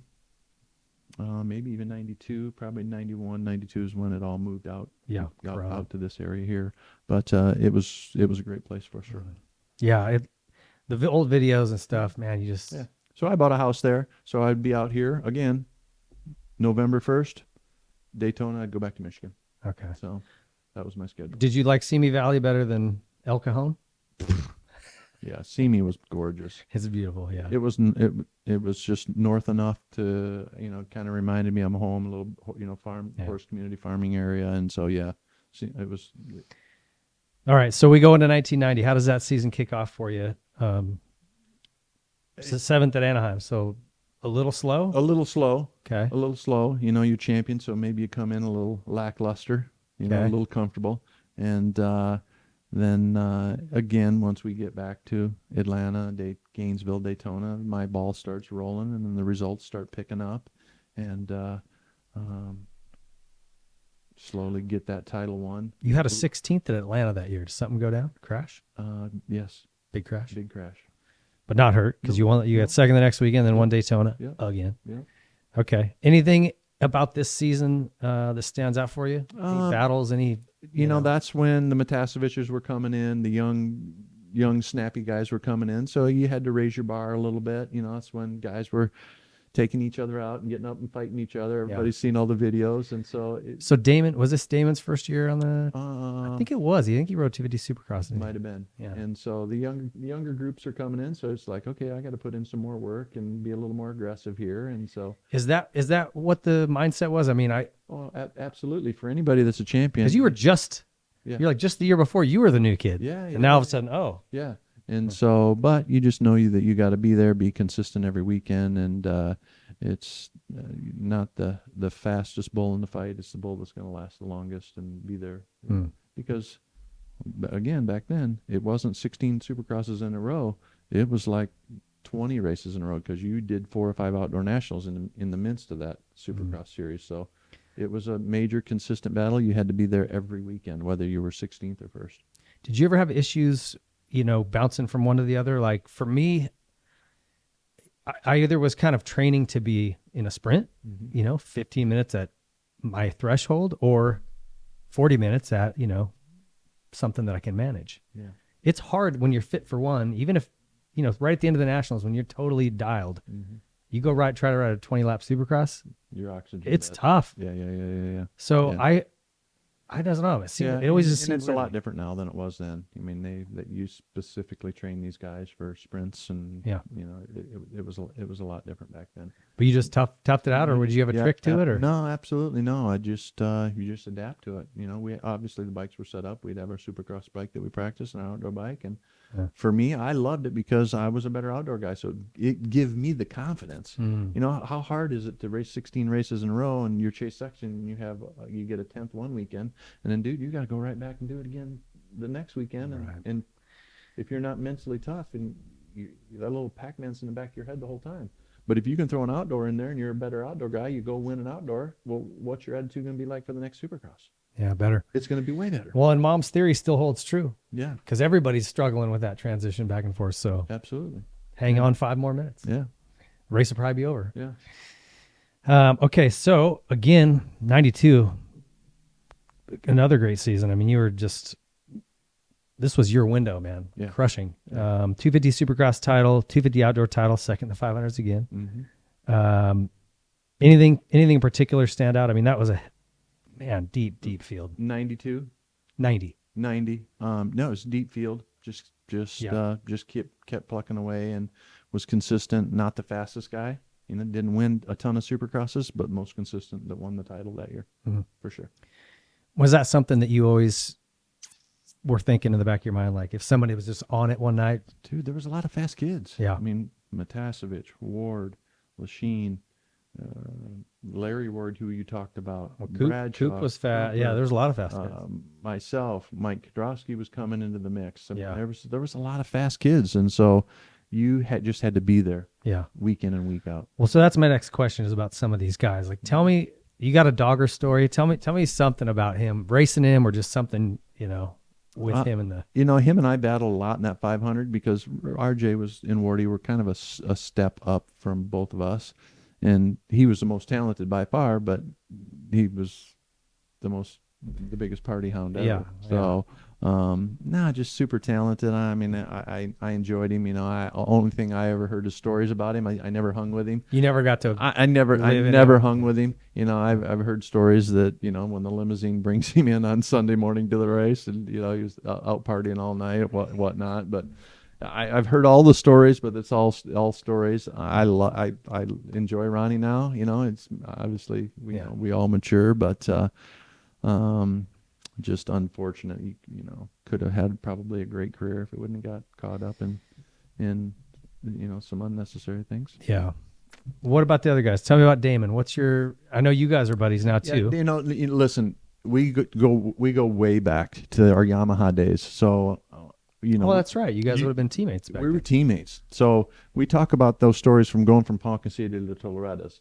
We all the Yamaha team traveled together. So Bradshaw's in their motorhome and trailer, and the Stantons and everybody else, we all did everything together. He was on an 80. Yeah. He was the god on an 80, and I was on the 100 and 250 and 500. So we did everything together, as him being 12, 13 and me being 16, 17, Yeah. And so we go way back. So Did it get weird then in these years where now? no, not really, because we had the respect for each other. He knew that I was going to race him clean. I wasn't never going to take him out. You go back to Gainesville, 93 maybe. We passed each other 10 times. Oh, yeah. He passed me clean. I passed him clean. And, dude, that's what people want to see. Yeah. Even at a race now, that's what people want to see. And we had that respect for each other. And I've said it a million times. We had that respect for each other, that we could race each other clean and put on a show like no other show. And not too many people know this. All the years run together. Mount Morris, Pennsylvania. Him and I battled. Again, passed each other back and forth, back and forth. I'm not even going to say who won that race, because I honestly don't remember, but this is what I remember. So after the race, on the podium, when we're in the tower and the place is going absolutely crazy, and Mr. Coombs, Davey's dad, comes up to us and hands us both an envelope and said, when you guys race the way you raced and you put on a show like you put on, every one of these people are going to come back, and here's extra wad of cash in each envelope. Just for you and Damon? Yeah. Because we put on a show. That's what, Yeah. dude, we're entertainment. Yeah. And for Davey, not Davey, Mr. Dave Coombs. Yeah. Dave Coombs, to come up to us and do that, it's like, It's pretty cool. absolutely. Yeah. Dave was a stud. Yeah. And so, I mean, that's what it's about, putting on a show. We're entertainers. And so when you put on a show and you pass each other clean, Damon and I had that respect for each other. Yeah. That's interesting. I guess I never thought about that, your history as amateur. Yep. You guys were on the same team. Absolutely. So, all right, well then we'll get to 92 because I want to follow up on that. But was there anybody of any of those guys that you didn't have that respect for? Like they wouldn't race you clean, like you had to worry about them? Well, and this is a lost art too. So back then, you studied your racers and you knew who you were racing in the battle, and you knew what they were going to do. So if I'm with Matasevich or somebody that's aggressive, I'm studying them. Yeah. I'm looking and knowing what they're doing. And if I pass them aggressively, I know that I got to either check out or I got to be looking for that wheel, because it's coming. Mm-hmm. And so you had to think about it. And I feel those days were gone a few years ago. I take Trey Kennard and Chad Reed, for example. Trey comes in and takes out Chad at one supercross race and, runs him off the track. And Trey, in the next two turns, Trey doesn't even think anything's coming. What's Chad do? He frickin' cleans him right off the track. Yeah. I'm like, dude, what do you expect? That you just did, it's going to come back. And where he jumped into him and then they got up. Yeah. Yeah. It's like you study your competitors, you know how you got to race them and they're going to race you, and there's a little more to it. And now it's just like, oh, we're just checking out, gone. Nobody's going to pass this, and there's no thought process. Yeah. Yeah, it would be no different than studying game tapes. If you're in basketball or football, you need to know your opponents, right? Yeah. I just saw something on Kobe where he figured out, like Steph Curry. He's like, he doesn't like someone standing beside him when he shoots. He goes, so I'd leave his front open. I'd just get right beside him, and he missed everything. Like Kobe was just such a student. There you go. Yeah. Same thing. All right. So this was a story Damon told me. You guys were down at Daytona, which I thought so it makes sense that you guys were close, because we did everything together. Because we were down there playing basketball on the day off or day before the race or whatever. And I can tell you when it exactly was. Okay. We raced Gainesville, and he won. I got second. Okay. And I go for a run on Monday morning, and I come back, and he's shooting baskets at the hotel. And I'm like, hey, I'm a big basketball guy. Hey, you want to play a little one-on-one? He's like, yeah, sure. And so the battle on the basketball court was just as gnarly as the battle on the motocross track. Okay. I go up to get a rebound, and I land on his foot, dude. And I take my ankle, and I roll it all the way flat. I mean, I'm done. But I didn't let him know that. Finish the game. Hobble back into the hotel room. First call is to my wife. Dude, I'm in trouble. I just rolled this thing flat. I hope it's not broke. So go get x-rays. It's not broke, but it might as well be broke. Severe midfoot sprain. Couldn't ride all week. So this is in between Gainesville and Daytona. We're going to test all week. We're going to dial our bike in for Daytona. Couldn't ride all week. I go straight to Daytona to a rehab place, lay on my back and do rehab all week, show up at Daytona, and go out and win the Daytona Supercross just with no prep, just tape it up and go. And yeah, so Was it bad? Like going into the day, we're like, I don't know. yeah, oh yeah, I was like, I'm not gonna be able to do this, but adrenaline and just gotta do it. And so, So when did you finally tell Damon? yeah, he came and did an adventure with me. He came and did 3 adventures. We sold out 3 for adventures, and I told him the story about it then, and didn't know much about it. Actually, my wife is the one that told the story at dinner one night, and so yeah. Did he? And he had no idea. No idea. How did you get up and finish playing the game? Yeah, you just do it. You can't show your competitors your weakness. Oh my gosh, Yeah. that's funny. All right, you know what? We're gonna take a quick break. We'll be right back. We're gonna pick it up here in 91. This is your Troy Lee Designs timeout. Stick around. We'll be right back here with more Jeff Stanton. There's a new product on the market that's going to help you with your riding and racing, and it's Elevate Action Sports. If you've not yet gone and checked it out at elevateactionsports.com, it's a collective of riding coaches, the likes of which has never been put together. Grant Langston, Ryan Hughes, Jeff Emick, Johnny Campbell, and myself, David Pingree, bringing all of our years of experience in professional racing to one place with professionally produced videos and all kinds of supporting staff to help you with your mental side of racing, your physical side, your bike setup, your bike maintenance. We cover it all. Get to Elevate Action Sports right now and join the community.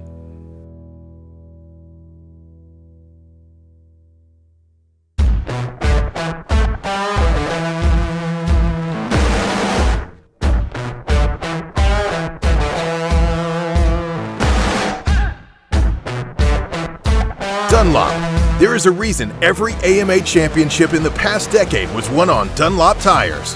They are the best. Choose the best performing tire and a brand that has never wavered in their support of our sport. Choose Dunlop. Pro Circuit. Pro Circuit products are designed with one goal in mind: winning. Through passion and hard work, Pro Circuit has operated the most successful 250 team in the history of the sport. They use that same formula when developing exhaust, engine, and suspension parts for every brand. When only the highest level of performance is acceptable, trust Pro Circuit. Since 2009, Seat Concepts has been dedicated to making the best aftermarket seats. More comfort, more grip, more riding.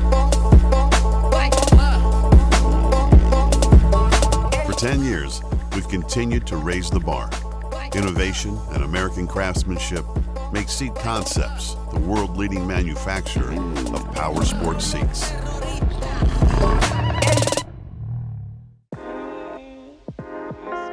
Something from nothing. That's what Nihilo Concepts is about. It starts with a spark, an idea, a concept, which leads to a design, and finishes with engineered excellence with the highest quality products created with durability in mind. All our products are made in the USA at our state-of-the-art facility in Stuart, Florida. Whether you are a weekend warrior, ride for fun, or at the highest level of competition, Nihilo Concepts offers innovative titanium, aluminum, and carbon fiber parts for your dirt bike. We offer a wide variety of products that you can customize to your liking. Browse our site for foot pegs, brake tips, engine components, specialty tools, frame grip tape, lever grips, carbon fiber components, motor stands, our secondary on-switch, plus much more. Head to NihiloConcepts.com and see for yourself why factory teams like Red Bull KTM, Rockstar Husqvarna, Troy Lee Designs Gas, Orange Brigade, Club MX, KLM Gas, and some of the fastest riders in the world choose Nihilo Concepts.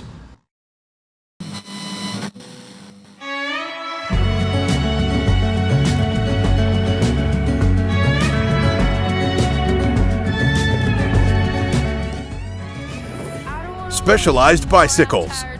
Specialized leads the way in the world of bicycling. Whether it's cross-country racing, downhill, e-bikes, enduro, road, gravel, dual slalom, dirt jumping, or all mountain bikes that do it all, Specialized has the perfect ride for you. The brand is synonymous with engineering excellence and innovation that steers the industry. Visit your local Specialized dealer for a test ride and see just how good Specialized products are. Try to keep on keeping on.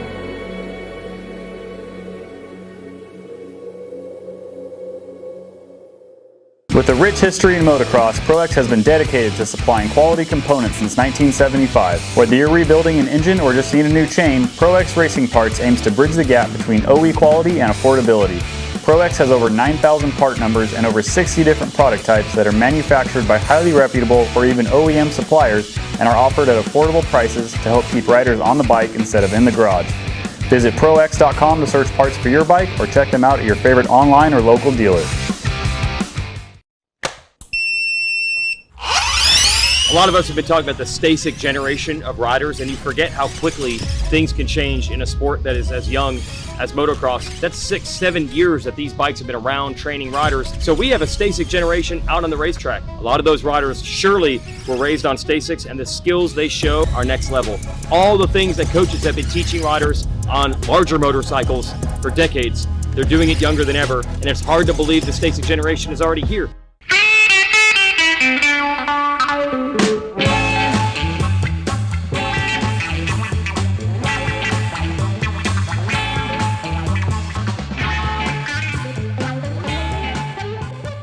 Welcome back, folks. That was your Troy Lee Designs timeout. We appreciate those guys being a partner here with us. Speaking of loyalty, I've been with TLD Guy since '95, so a long time with that brand. I love everything that they do. Paint department, mountain bike gear, moto gear. They've got a new line of street helmets coming out, so a lot of cool stuff. Check those guys out at TroyLeeDesigns.com. Jeff, getting back to your story, I got a couple questions. I actually had a submission from Jeff Emick. He says, you got to ask Jeff about his extensive underwear collection. And at first I'm like, what's he talking about? And then it kind of triggered something. I remember you maybe raced with no chonies. Is that right? Yeah. Yeah, we probably slid by that. So we had it in our contract that we had to do 2 Japanese races every year. And so they had 2 Japanese supercrosses every year at the end of the year. Yeah. And so it was Tokyo and Osaka. Tokyo and Osaka. Yeah. It was probably 1990. We fly over there. We're there. We do Osaka first, then stay a week, test at the factory, and go meet all the factory. And so it's always a great time. And so I packed all my bags, and I didn't pack any underwear for that trip. And I was completely dominant for 2 weeks. Nobody could even touch me. I won both races. I just kicked everybody's butt. And so from then on, it had to be the underwear.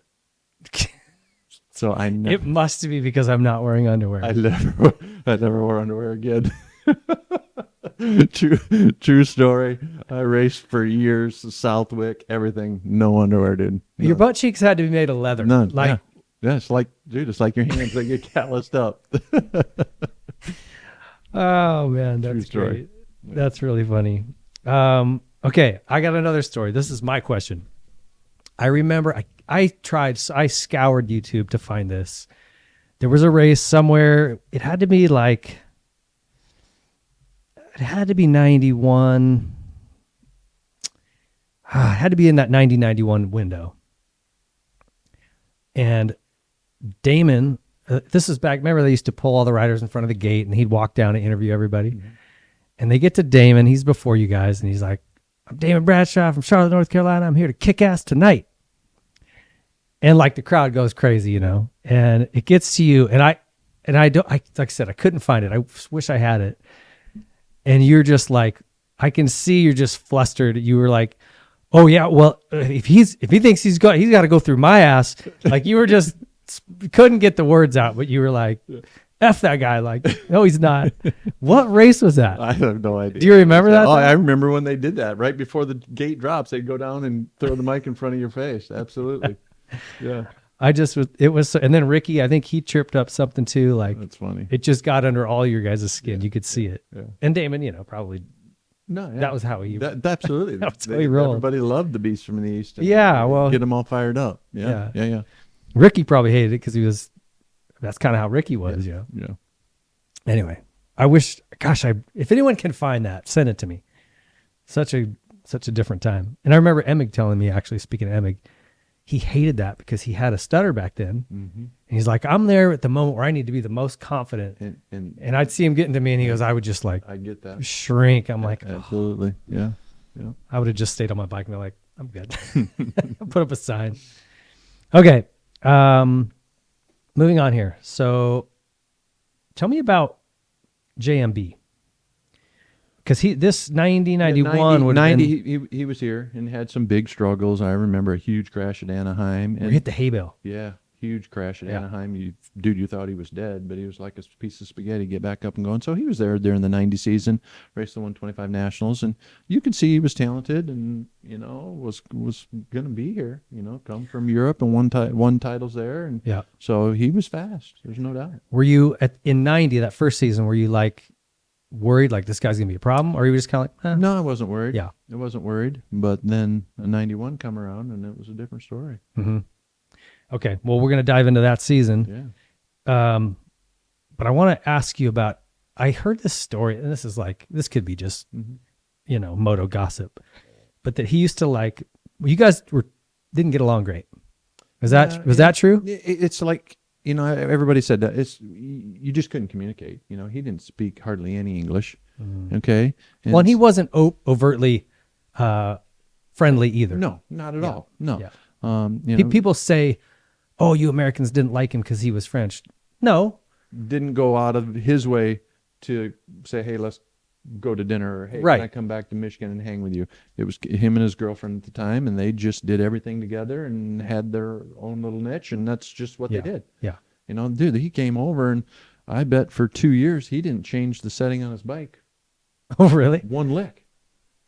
Motocross outdoor, he just came and rode it and just made it happen. Yeah. That's crazy. Is there something with a Kit Kat where he would come over and eat Kit Kats in front of you or something? Yeah, it drove me batshit crazy, dude. What was the deal? Sorry. So we're sitting, all I had box fans. We're sitting at the Supercross, and I'm sitting on my bumper of my box fan, sip water, and little. At the time they had those like popcorn little chips. Yeah. I'm eating styrofoam basically and drinking water, and I look over and he's eating Kit Kats and drinking Pepsis off of his box fan right before Anaheim won, and I'm like, dude, how does this work? But it's just. And then he'd win, and you're like, yeah. So then it would just tear you up. And my Simi Valley, my biggest memory of JMB other than racing him, we're at Simi Valley. I'm on the Supercross track. After a rain, it was perfect. The track was awesome. And I'm out there burning motos, 220 lappers. And the whole time I'm doing 220 lappers, I look up on the side of the mountain, and it's all green like it is right now, just beautiful. Yeah. And he takes all afternoon, goes down the hill, holding his front brake, spinning his rear tire in a J, get off his bike, turn it around, spin his tire back up. And he made it about a foot wide and took all day and carved JMB. No, he did not. No, straight up true story. No joke. He carved JMB in the side of this grass hillside in the size of a football field and took all day to do it. And that was his training for the day. Straight up, no BS. True story. There's pictures in European magazines. And it's just like, dude, I just did a 10-lapper and 220 lappers. I ran this morning. And I'm eating styrofoam. Yeah, and I got to go do a 10-mile, 15-mile mountain bike ride with Johnny O. And this guy spent 5 hours carving JMB in the side of the hillside. It's just was That's different. Awesome. It was just different, and you can't deny the guy was so talented, inside and out. Do you think though he was just catfishing you guys? Like, would he do that, and then when you went home, he was actually putting laps in? There's no way. I don't care how talented you are. No, he wasn't No, there was no. No? Nah. I mean, he was just talented. He put in his time, but not. He was talented, and he put in enough work to be a champion. He was just really good. Man, it's crazy. He was amazing. Mm-hmm. Tampa '92. You remember that race? Go back and watch this sucker. I think you were in the mix. Wardy, I don't know. All you guys, Damon, JMB sitting like 5th or 6th, just cruising the whole race, the whole main event. And with 2 laps to go, he just Clicked the switch. passed a guy in the whoops, passed 2 guys in this set of whoops, turned inside like defied physics, jumped past one other guy and won. Yeah.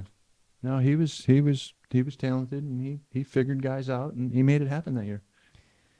But that, I mean, frustrating for you, has to be. Oh, absolutely. You're working your ass off, and he's You carving his initials and eating Kit Kats. You can't knock it at all.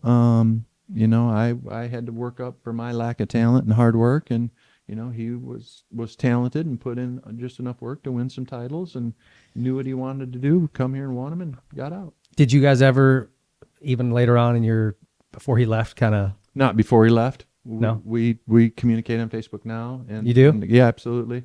You know, I saw him out for the LA round that we was here, and we talked, and so. You know, he's went through some stuff in his life, and we all mature. It's all good. Yeah. But he didn't make any friends when he left here. And yeah, I don't feel like I'll just use the motocross industry. I'm not going to say America as a whole, but I don't think we have a problem welcoming people. You just have to be friendly, just like embrace our culture and our, you know what I mean? Yeah. And he just didn't really make an effort to do that, right? Yeah. No. And then, not to knock Roger, but the other thing, you know, Roger's kind of brought him in. And so it's like Roger was still at Honda through them whole years. And so it was like Dave Arnold had myself, and we did our deal. And so Roger and him would do his deal, maybe do their testing. And so it's like it didn't come together. And listen, I just talked about this the other day, and I don't think it's a bad thing. There's none of that in these teams anymore. There's no head-to-head button heads against, you know. If you ask Dave Arnold, he's like, yeah, I hired that guy because he was an a-hole, and I wanted competition amongst the team. And now, dude, these guys ride together, they train together, they go to dinner every night. Dude, I could have never done it. I told you I was self-motivated. I didn't want to train with JMB and Kudrowski all week and then have to go race them on the weekends. There's no way. I could not have mentally done what these kids do now. Couldn't do it. I mean, you tell me how you were. If I came up on somebody that I was friends with, because, you know, you do have friends in the pit, it was harder for me to race them than it was someone I didn't like. Someone I didn't like, or just I was whatever about, I had no hesitation to run in on them, you know, do whatever I had to do. Yeah. So like when, you know, I guess that maybe it came from Hannah's days, but Damon definitely embraced it. Like, I don't want to be friends with any of these guys. Yeah. And I got that. No, and that's the way we were. You know, people said they got that Stanton. He was a real a-hole his whole career. But when I'm on the starting line or I'm there for my job, I'm there to beat everybody. Yeah. I'm not thinking that I, you know, rode with this guy all week and we went to dinner and we did 50-mile bicycle. There's nothing to hide. You got nothing to hide. When those kids train together every day and they ride together every day, there's no different skill set. Yeah. And so I don't want anybody knowing what I do all week. Yeah, right. Okay, so I had to ask about JMB because he was it 91 that he won everything? Yep. Yeah, he was just incredible one season. Was it weird to you that he left too? I mean, well, he came and won, and he had bigger things fish that he wanted to fry, go road racing, and went on and did that. You were like, bye. Yeah. Yeah. Bye, Felicia. All right. So take us into the 91 season. You had to sign a new deal. I signed a new deal again. 2 year? 3 year? 3 year. 3 year. Okay. Again, came in comfortable because I just had won a Yeah. couple more Well, you're titles, crushing it really, probably. really Yeah. comfortable. And so came in really lackadaisical that year. Oh, really? Yeah. And so started off just okay, and the season kind of rolled that way, separated my shoulder. Well, you won the opener. I won the opener. Yeah. Orlando. I loved Florida. I loved it. Good to you all the way around. Yeah. And then a few races in, I separated my shoulder, and then it was, you know, a struggle for a while there. And so. Yeah, real struggle. 3, 2, 3, 1, 1, 2, 2. Just struggle bus. Yeah. No, but I mean, it was, who else that season outside of JMB was? Damon was there. Kudrowski was there. Probably Wardy's last year, but really wasn't a factor. Emig was starting to come into the mix at that point a little bit. So it's when all that young new blood was coming in. It seems like that was almost every year, huh? Mm-hmm. You had somebody new. Absolutely. Anything stand out from that season? No, Like I said, you didn't get any titles, lots of other than- wins. Other than Bale. Yeah. I got hurt that year, and you can't be hurt. You know, I separated my shoulder, and when you're not missing races, but you're not riding all week and doing rehab and, you know, few things, Yeah. it's just, and Bale just came in and just cleaned everybody's clock, all 3 championships that year. And that was the end of the 250-500 split, 92. Then we went all 250s after that. Oh, that's right. Yeah, you're right. 92. That was it. Yeah. Yeah. So he was our last 500 champion. I thought it was you, but you're right. It was him. No. Okay. So we'll just kind of push on past that year. Let me ask this question, because this got sent to me too. I don't know what point in your career this would have been, but Jeremy Stenberg said he came up and asked you for an autograph somewhere, and he says you were rude to him or something. Do you know anything about this? I've heard that so many times, and it goes back to I was there for a job, you know, and I just couldn't put on that happy face and then go down and line up in the starting line and be that happy person. I knew that I busted my butt all week, and I was there. Yeah. I wasn't the friendliest. I'm not afraid to admit that. I wasn't the friendliest. You know, I hear that quite often by people. They're like, "Dude, you were a butthole then. You're a cool dude now, but back then you weren't." But it's just how I had to take things. You had resting bitch face all the time Yeah. back then. Yeah. Well, hey, whatever you got to do. I've had people say that I was rude to them, and I thought I was as friendly as I could be. Yeah. I've had people say, "Oh, Dean Wilson was a dick to me," and Dean got mad at me. I defended him. I said, "Look, man, this is a once in a lifetime opportunity for you and your kid to come get an autograph. He does this every weekend. This is his job. There's a lot of pressure. There's a lot of things you aren't seeing." People don't understand that. Put our shoes on your feet. You're signing autographs for hours, and every person that comes through that line, what do they say? Give me jersey, give me goggles, give me this, give me that. Dude, that wears on you. Yeah. That wears on you, and people don't understand that. When you know, God bless Jet. They're coached well. He is unbelievable. That's why he's going to take the sport to a new level with everything, because he's just happy, great with everything. Yeah. And you know, He's a rare. Yeah. Oh, yeah. And so I just couldn't have done that. For 10 years of doing that, it just wears on you. Yeah. When every weekend you hear, give me, give me, give me, give me, you know, it's just dragging you down this hole. And It'll get, you watch, it'll change him a little bit. Did you see his goggles get yanked off at Daytona? Oh yeah. I mean, Yeah. you only put up with that so many times, and then you stop going near them. Yeah. You know what I mean? Yeah. Yeah. So anyway, no, I just wanted to ask about it because I kept getting questions about it. I'm like, I don't know what you're talking about, so I'll ask. But you can't be on all the time. Well, I see this. Once you retired, you stayed on at Honda for a little while, and we'll talk about this as a ambassador or whatever the role was. Did you find it easier then to kind of stay in sign autograph? Because then you're not. Absolutely. You're not in the mix. You're not Different mindset completely. Different mindset. You're not focused on your 20 laps and your training and everything that goes with it. You know, at that point I was helping other guys succeed. Yeah. Okay, 92. Maybe this wasn't the year. I might have the year wrong, but there was a season you got really skinny, and someone said you went vegan. So I went vegetarian. Vegetarian. Okay. So I started working with Jeff Spencer halfway through 91. Okay. And Jeff Spencer was a vegetarian. And so training in California all winter. We're doing gym workouts 3 days a week and setting my running schedule, my everything. Wardy was been out, and so I'm like, this guy made Wardy to the next level. So I'm like, yeah, I hired him, and I worked with Spencer for quite a few years there. And so starting the end of 91, I came in comfortable, a little lazy. So, all right, I'm going to change things. Let's hire Spencer, lay out programs. Let's go. And so he was a vegetarian. So we'd do our gym workouts. We'd go to the salad place and eat salads and no meat. And so I was just, You're believing what he was saying. I believe in what he's saying. Okay. And then to start off 92, you're winning and you're dominant and you're kicking everybody's butt. Everybody around me is like, dude, you are skinny. You got to eat. You got to eat. But when you're winning, Yeah, you don't want to change. You don't change. Yeah. You're creature of habit. I told you I was creature of habit.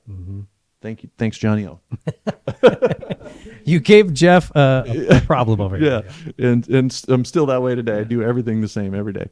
But it's just. So did it catch up to you? I got to believe in the Nationals. No, There's 100%. no way. Yeah, it took 2 years. It took a couple of years. 92, no, because I won everything in 92 again. Yeah. But 93, it started catching up with me. 94, big time. But again, you're blind to it, no matter if your wife or your family or everybody around you is telling you, Bevo, he still laughs about it. He's like, dude, you having chicken on that spaghetti tonight? You know? So Bevo was my core man. My wife and I went to dinner every Saturday night, Friday night with Bevo at every race. It was just my go-to. And so we look back and laugh on it now, but even then Bevo's like, dude, here, eat my leftovers. You didn't eat nothing. Eat my leftovers. You know? I mean, you can't eat enough vegetables. Yeah. You could eat salad and veggies all day. You're just not getting it when you're working that hard. It's too many calories. Yeah, no, I get it now. You know, and I tell people that, learn from my mistakes. But 92 was a great year. Yeah. Well, let's get into it. So obviously the Supercross title. Tell me about this season, because Damon was saying, if I remember right, he was on one, and then it was somewhere, maybe it was Pontiac. Did he have a big crash? Mm-hmm.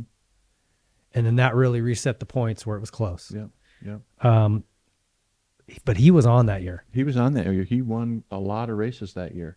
And then he had a big crash and got hurt. 91, I got my butt kicked. So 92, I'm coming in, and I'm focused on, I want to win. I want to win the first few races. I want to be the guy, and everybody else has got that same mode. Yeah, you know, yeah. Damon's there. There was a lot of competition Jeremy's this year. coming in there. There's a lot of competition. Kedrowski, LaRocco. I mean, we can go on and on right at that point. Well, this is what I was saying. Atlanta that year was maybe, in my opinion, best Supercross race that ever happened. Yeah. 6 or 7 different lead changers. You get to see why there was 10 dudes who could have won that race. Yeah. And it was that way every weekend. Yeah. Not as dramatic as the Atlanta one, but it was that way every weekend. You had to be there every weekend. So were you really in that mode of like consistency? There's too many guys you 100%. can't. Just don't throw in an eighth. I won that title, and you can probably tell me how many races I won that year. Not very many. Well, Daytona. We'll just give you that one. Probably 3. Daytona, Indy. Yeah, I remember that Indy one. LA. Yeah, that was it. Three races. So I won that title. But you're a lot of seconds, That's right. Yeah. That's right. You be on that podium or real close to that podium on 16 races that's spread out over 20 weekends, because we're racing outdoor nationals there. And so just consistent being there the whole time. And what really won that title for me, no joke, is Redbud. Oh yeah? Yeah. Tell me how so. Damon and I are battling at Redbud. Oh, is this where he went over the bars? Yeah. He landed in that soft step coming up that sweeper. I remember that. Damon and I are battling at Redbud, and he overjumps that jump at the bottom, jumps up the Monza curve, lands in the soft stuff, and I can just picture it. I'm behind him. I'm right on his butt, and his whole body collapses and just ragged out over the bars. You know, people probably remember his pants fall down to his knees, and I think that mentally hurt him right there. I don't know that we've ever talked about it, but if I look back at that championship, it started at Redbud July 4th, that race, because the next race was LA Coliseum. And it was weird, right? Wasn't LA scheduled earlier, and because of the riots, they had laid it way into the end of the year? Yeah. Yeah, so that was just that was a crazy season. That's leading into the LA race that you want to talk about, yeah. Yeah, so going into LA, take me through the points situation. It was 2 points? What was No, it was more than that. I think 6-ish, maybe. He had 6 on you? Yeah. Gosh, I didn't think it was that many. Okay. Yeah, I can't exactly remember, but it was a few positions. Okay. It was more than 2 points for sure. So you're right. Redbud was 4th of July weekend, and July 11th was LA. Yeah. So going into that, what was your mindset going in? Like, you're thinking 8 points. I mean, it's doable, but it's like probably a long shot, a little bit. 100%. Okay. I'm like, it's out of my control. Yeah. It's out of my control. Okay. I just got to go win the race, and what happens behind me happens. That was my mindset. Okay, so take me through. Let me ask you this question, because we've seen, you see this happen quite a bit. Remember when Eli was behind Dungey? This is maybe just prior to COVID. My years mix up. Marvin let him pass back east in Jersey. Remember that? Mm-hmm. Then we go to Vegas, and Eli bunched the pack up. Do you remember that? Mm-hmm. And Josh Grant was coming in, and it was about to go to hell in a handbasket. Mm-hmm. Everybody was stacked up. Eli pushed Dungey off the track. Yeah. Do you remember all that? So like I was kind of going, I don't know if I mean, I know it's a title and you do everything you can do, but like, Yeah. I don't know if I like that. Yeah. Even in Arena Cross this year, Kyle Peters and Ryan Brees into this last round, I said, if Brees wants Kyle is going to get second cruising. Hey, He's got to take him out. Nobody liked it when Jet did it in Chicago last year. Right. Well, rocks him by, gets no, his hand slammed. He's counting points or whatnot. yeah. Well, Yeah. needs a new calculator. But what's your take on that? Like, did you ever think, all right, if I get a shot, I'm going to knock Damon down? No. Never crossed your mind. No. It was never crossed my mind, because I told you we raced each other with respect. Yeah. Never going to happen. So when in that race, I'm just got to go do my job. I'm just gonna go. Whatever happens. And so as that day plays out, I absolutely was horrible in practice. I couldn't get it figured out. Stressed. Yeah. Stressed. Didn't qualify out of the heat race. Only semi I had to ride all year. Is that right? I didn't know True that. story. Didn't qualify out of the heat race. Have to go to the semi, get qualified in, and I'm just riding terrible. And so I remember LA Coliseum, LA, darker than dark. And I just remember putting my bike at the end of the box van and just going around and sitting on the curb going, dude, this is ridiculous. Just let it go. Just let it go. And so I went back in the box van, took all my motorcycle stuff off, and we ain't got much time here. Put my running shoes on and my running stuff, and I just go and I take off and I go for a run. What? No. Really? Go for a 20-minute run, come back, and when I'm running in, Davey Coombs, I believe Ken Block, I go running by them, and they're like, dude, what are you doing? There's riots out here. Davey will tell you. It's a true story. He's like, dude, what are you doing?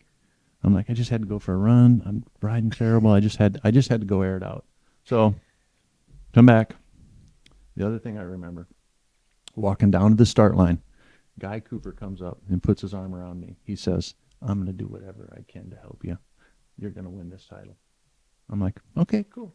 And if you watch the video, freaking Guy Cooper pulls the whole shot. About 3 turns into it, lets me by. And he rides a race of his lifetime to be in between the gap. So I led for 19 of the 20 laps, and it all played out behind me, and it was over. Nobody in the industry, nobody in the country ever would have thought it was going to happen, and it just happened. Whether Damon couldn't handle that pressure that Larry Griffiths talked to me about at that point. Yamaha had made all the T-shirts, made all the number 1 plates. Yeah, I mean they did, and it just worked out. Yeah. Did you and Damon have any discussion afterwards? Right afterwards? Not after that race. No. Have you had conversations about it since? It was later on. Yeah, we've talked about it. What's he say to you? What's just one of them? It just happens. I feel bad for him because I do too. And listen, I do too. And I at times I don't even want to talk about it because you have a heart for people. Yeah. And until I've said this a couple times in the show, until you put their shoes on and understand their feelings, yes, it'd be tough. Well, I mean, listen, I only ever competed for 125 titles, which is not even on the same level as the situation you guys were in. But like you said that you just couldn't even ride. Like that pressure is debilitating. Yeah. It just keeps building up and building up and building up. And when you've got a team behind you, like you said, truck full of number 1 jerseys and you're expected to make it happen, and so some can and some can't. And so I was just everybody remembers that race. It was outstanding, and my mechanic breaking the pit board over the finish line, and just so many cool things. So And then, and at that point, you said end of July, the outdoor championship is halfway through or better, and I was fit, and nobody was going to beat me outdoors, and so I just rolled through the outdoor season as well. Yeah, it's all twos and ones the rest of the year. So 92, you come out with Supercross and Motocross, second 500s again. You did get second a lot. I was a kid when we started this thing, like 7 years, second place. So who would have won in 92? Kudrowski. LaRocco too. I keep forgetting about LaRocco. He was on. It was either Mike or Rocco, one of them. Yeah. Gosh, dang it, man. Okay. Yeah. So how did that Supercross title feel compared to your others? Yeah, that was probably the best to do it. And I told this to Ricky multiple times when I was at Honda working with Ricky, and we got to be great buddies. And so, and honestly, I don't think Ricky was on a Honda then. I think he was on Suzuki. But I always said to him, there's nothing like winning a title at the last race, the last laps.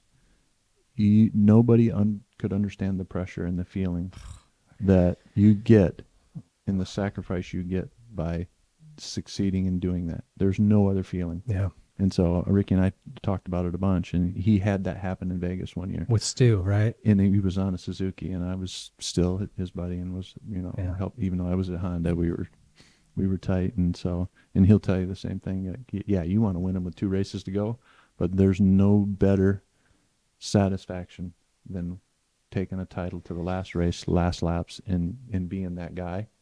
But then again, we just talked about there's no better heartbreak for the other side of it. Did you, when you would win a title, just generally speaking, was it a sense of like joy, or is it more like relief? Like, oh, both for sure, both. Relief that it's done and we can move on, but joy with everything that comes with it. Yeah. A lot of times I'll watch guys, and you can almost just see like they just go, like it's they almost can't be happy for a little while. They have to just like first let it go, like all of the tension they've been holding. Yeah. So I mean, if anybody follows sports now, I mean, I told you I follow.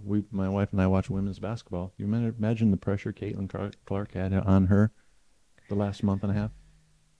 Yeah, it's any sport. Yeah, but at least on a team, I feel like you can spread it out. Yeah. Right. Yeah. Moto's gnarly because it's nothing better than one-on-one. It's just you when the gate drops. There's no one else on your side. Okay, 93. So this was the last year of your contract. Did you see Jeremy coming?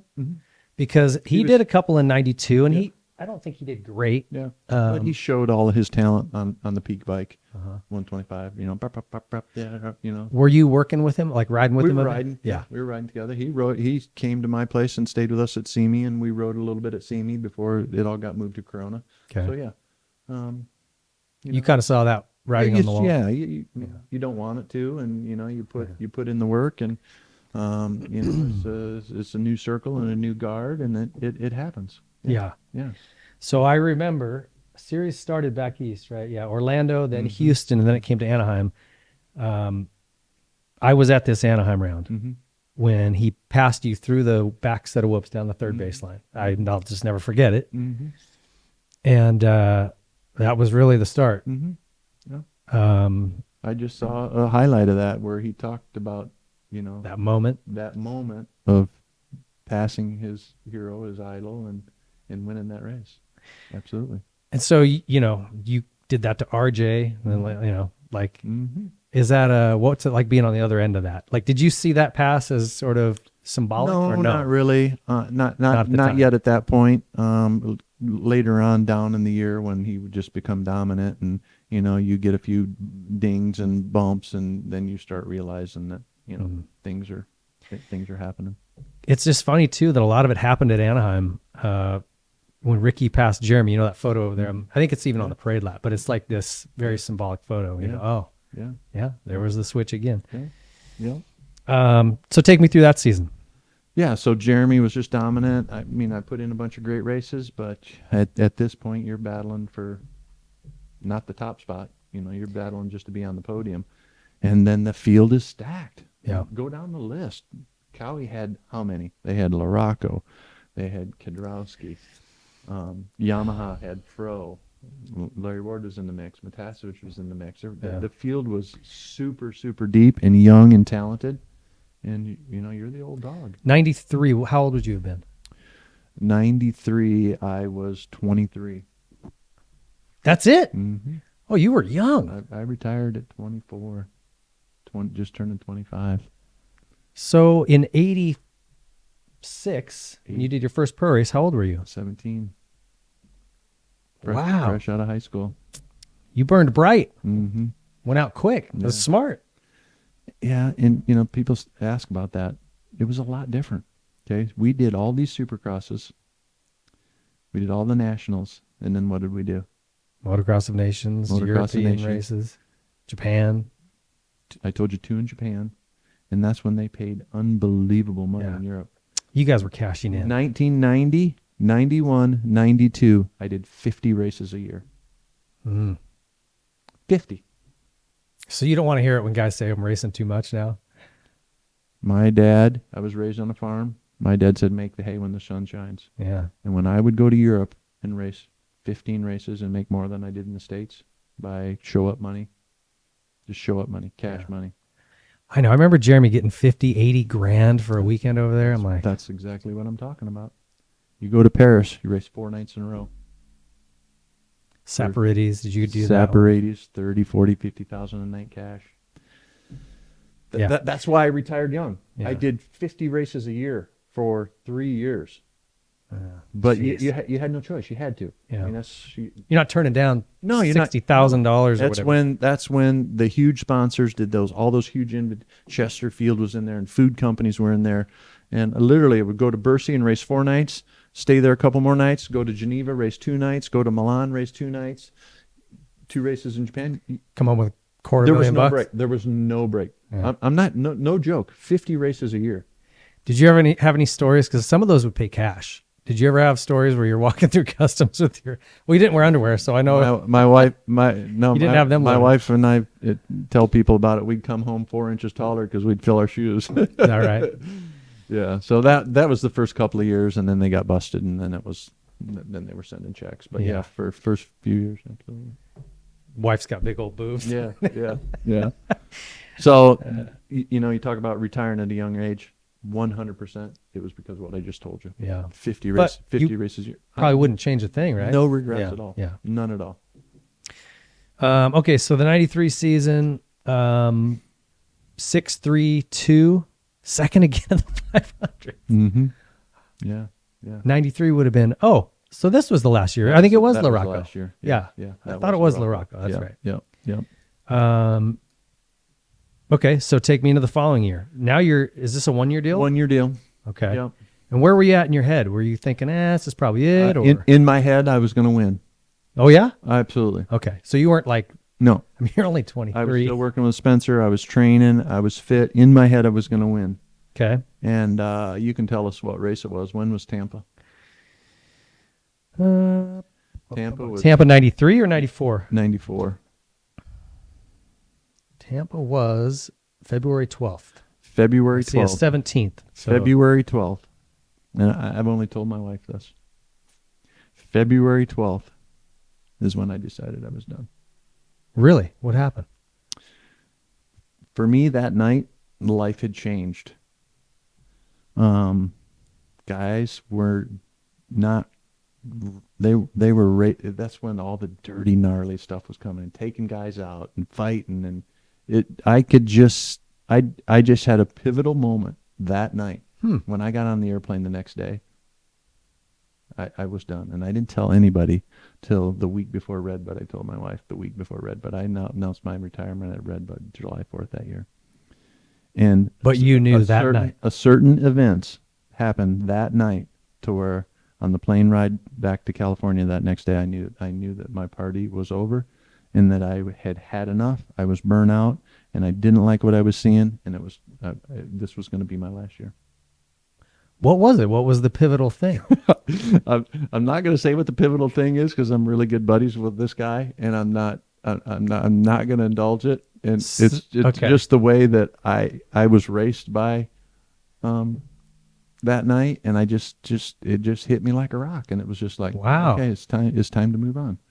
And so I kept that in. Yeah, because it's not like your results are bad. 3, 3, 3, 2. I mean, you know. Yeah. And so I kept it to myself, and I busted my butt, and I wanted to go out a champion. So I came in to the outdoor season that year super fit, ready. The bike was dialed. I was going to win the outdoor title that year and go out a champion. Okay. Show up at Hangtown, first race, pull a great start. I'm second, and they had watered the track like no tomorrow. Rock hard. Come right hand turn, up down the downhill, landed a little bit sideways, and just did this all the way down the hill.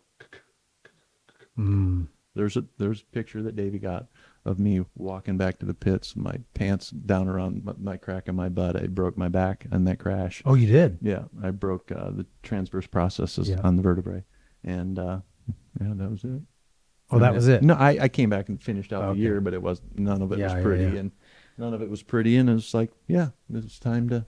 Hangtown sucked back then. They would water. They would get hard as a rock, and they just flood it. Yeah. So that was wow. That was my '94. Just I in my head I wanted to be a champ, and like you said, results were okay. A couple of thirds, a couple of fourths. Jeremy won every race. I'm sure that year, and just some things happened, and it's just like, you know what, it's time to go on. And I had told my wife before Red Bud, told her I was going to announce it on the podium. My goal was to be on the podium at that race, and I was. And I told everybody that was my last time that I was going to race there at Red Bud. And did that catch a lot of people off guard? Oh, absolutely. I mean, Honda didn't know. No one knew. Nobody knew. Yeah, absolutely. And there was a lot of people coming in. Doug Henry was there. Yeah, Yogi was coming up. Was there. Dude, it was stacked. And so, in the back of my head, did I think that I was going to get a ride? Probably not. So it was like, maybe these are the right decisions, and I knew I was in a great place, and I knew I had a great place continuing to be there, and we'll talk about that, but that's just kind of the turn of events, the way it turned out. So hard for you to announce? Was it emotional for you? Were you just kind of like, no, you had already made peace with it? Because I would, when you get to make the decision on your own, I think you have peace with it. Yeah, we talked about that with RJ. And I remember the next year, '95, being on the floor of Anaheim. And Bob Hanna comes walking up to me, puts my arm around me. He's like, "Do you miss it?" I'm like, "Dude, no way." He says, "You made the right decision then." So. That's crazy. I'm going to have to go watch Tampa and see what happened because I want to know this pivotal moment. That's interesting. That's to have that moment of clarity. Yeah. That surely is pretty wild. Yeah. For sure. But good. I mean, to go out on your own. Yeah. We chatted a little bit before the show started about people struggling post racing, and I see it on the show so much, and I asked the question, was it hard to retire, but if they don't want to talk about it, a lot of times there's stuff that's said off the air that's like, I check up on these guys because I'm like, hey, you all right? Like, you doing okay, man? Like, these guys struggle, and I get it. I totally get it. Most of them, since they were 4, 5, 6 years old, this is all they've known. Their whole identity is wrapped up in it.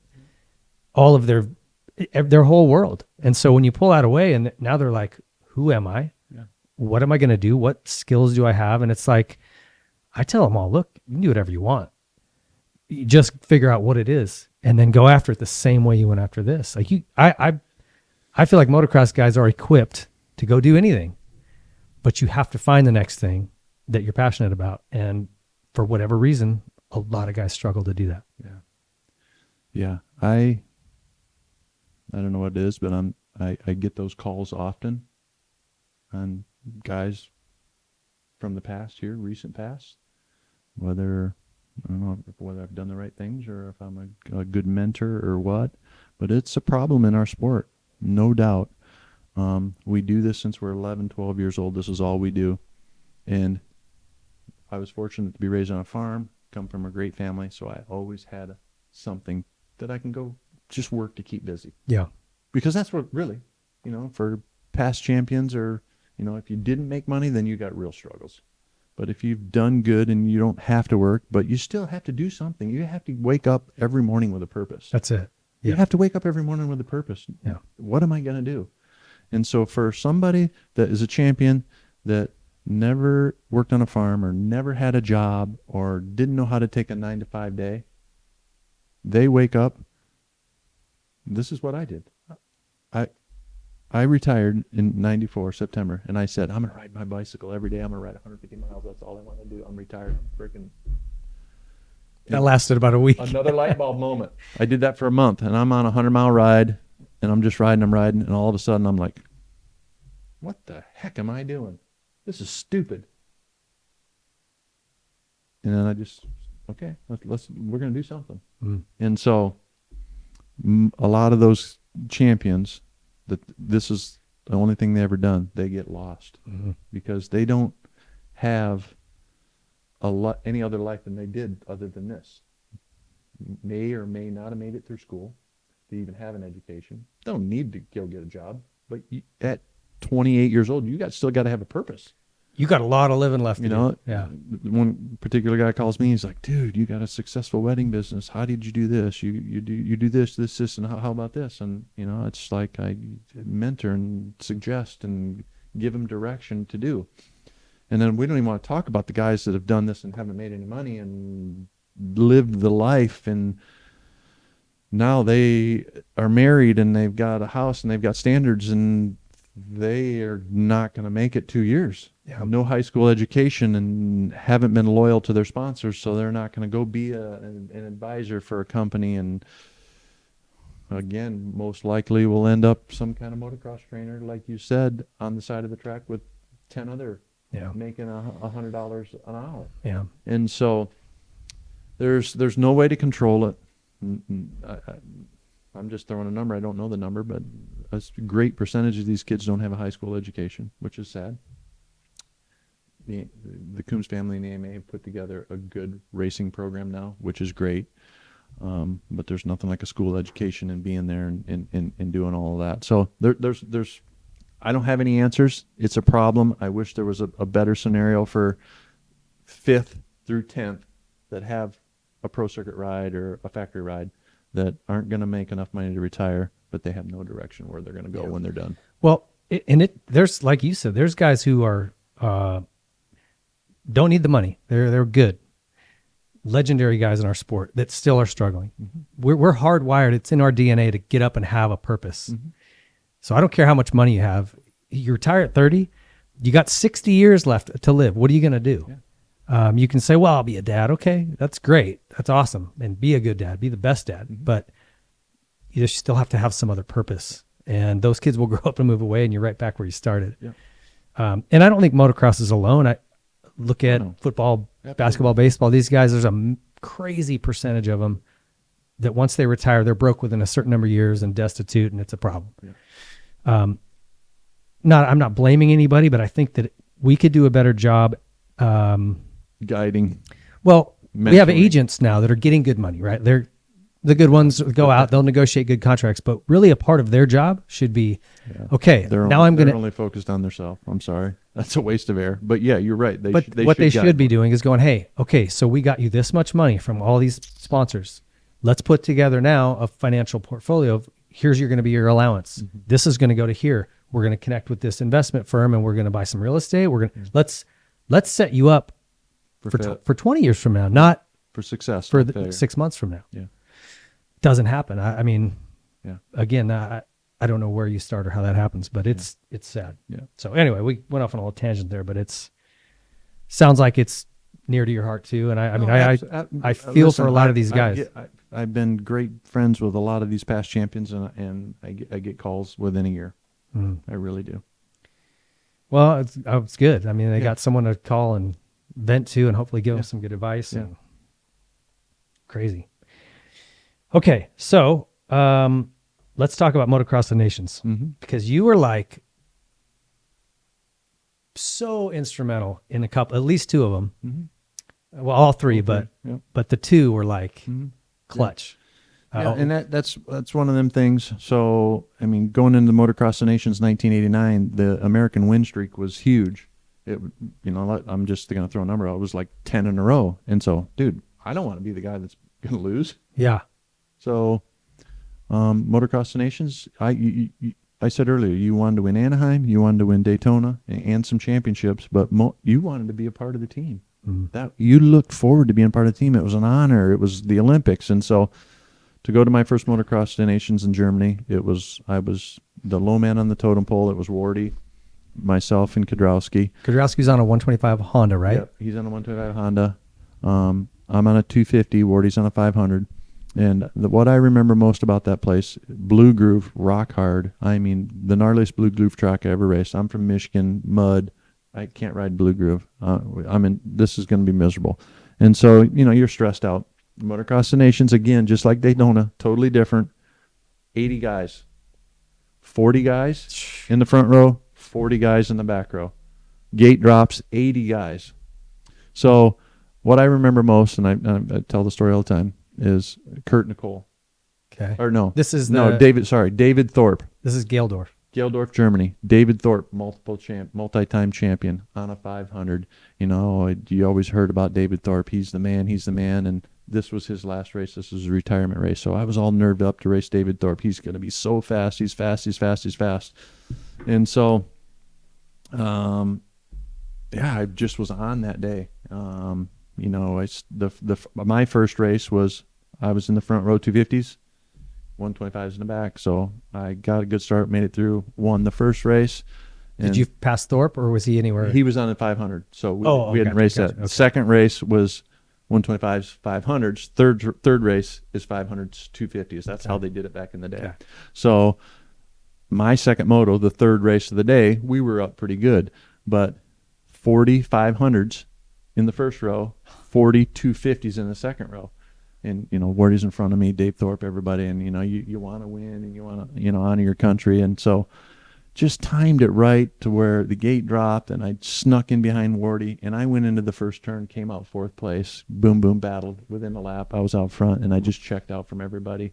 And it was one of those pivotal moments you realize, wow, this just really happened. I just beat David Thorpe, multi-time world champion, and just kind of set the precedence of where I was in my career. So that was huge for me. Motocross of the Nations went 1-1. I won the overall, and we won. And so, yeah, that second moto is crazy because to come out fourth from a second row, like, that doesn't happen. It doesn't happen. And so I just everything just fell into place. You have those moments where things just fall into place. Yeah, and that was one, and it just kind of set the tone for on down the road.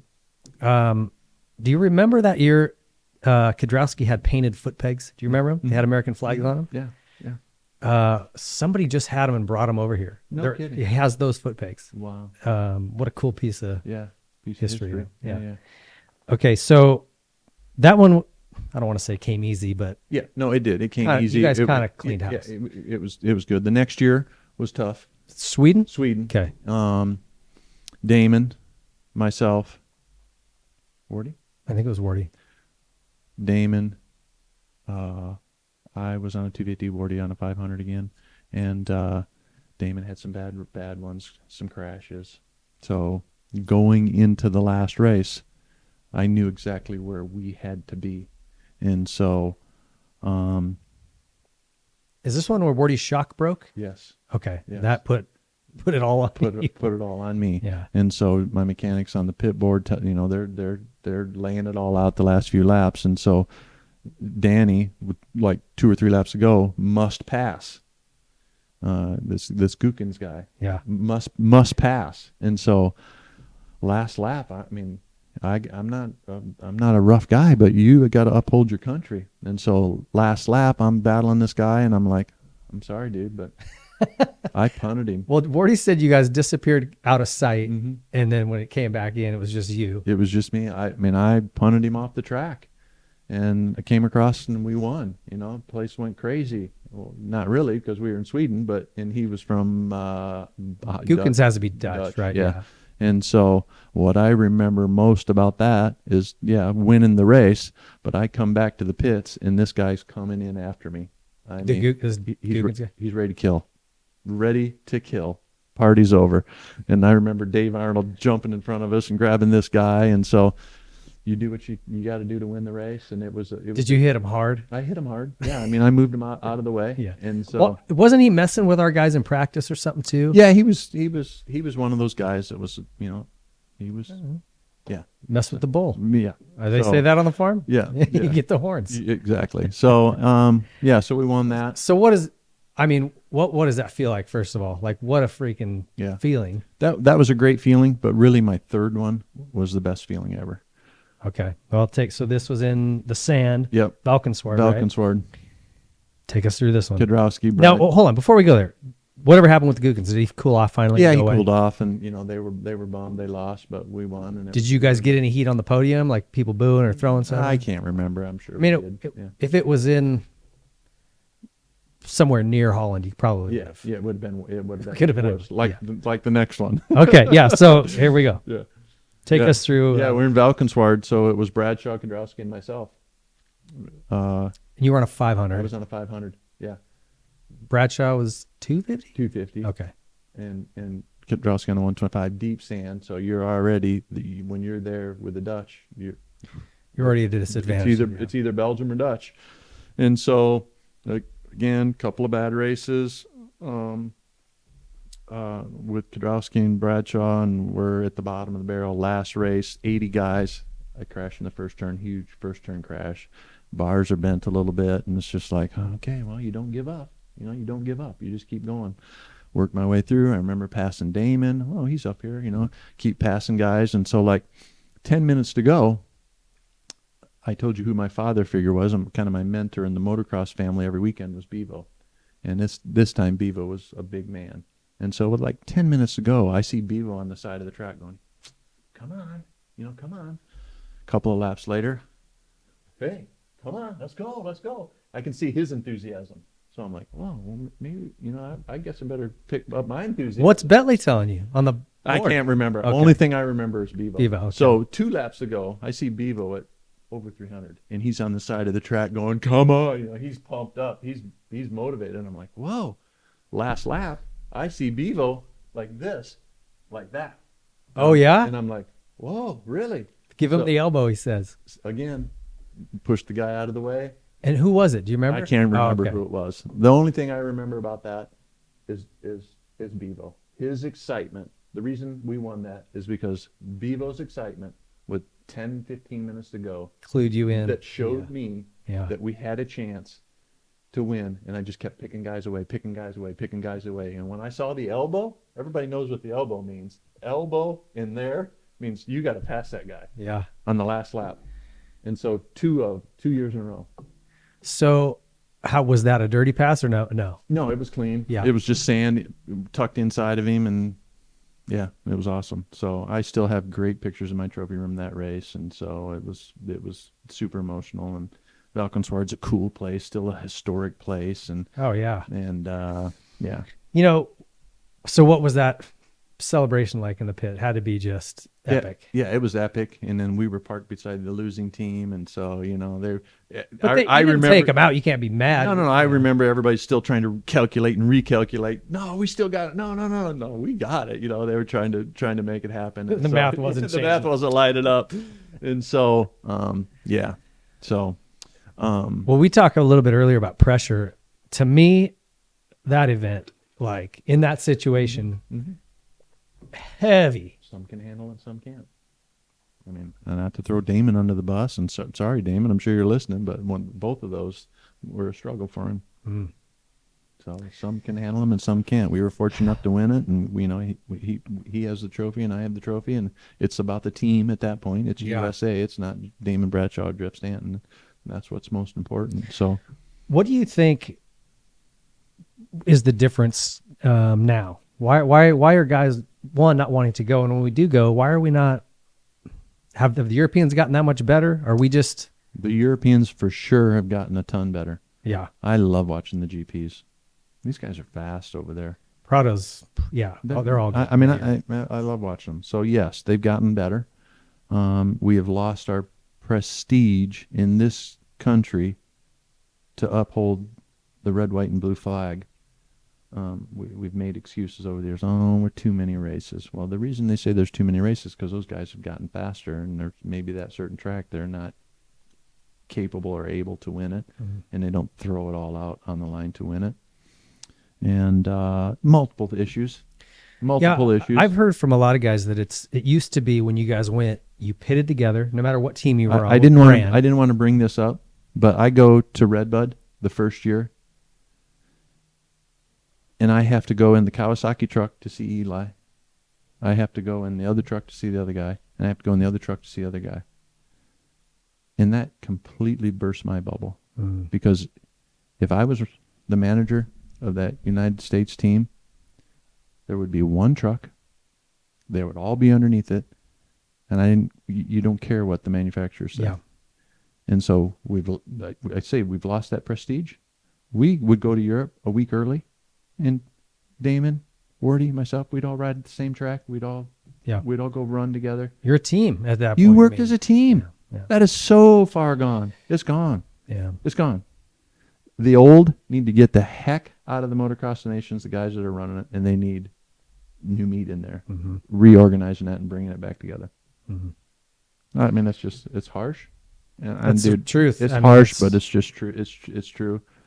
That alone, you guys operating as a team and going, hey, there's this line back here, or watch out for this, or if you're in different trucks, that's not happening.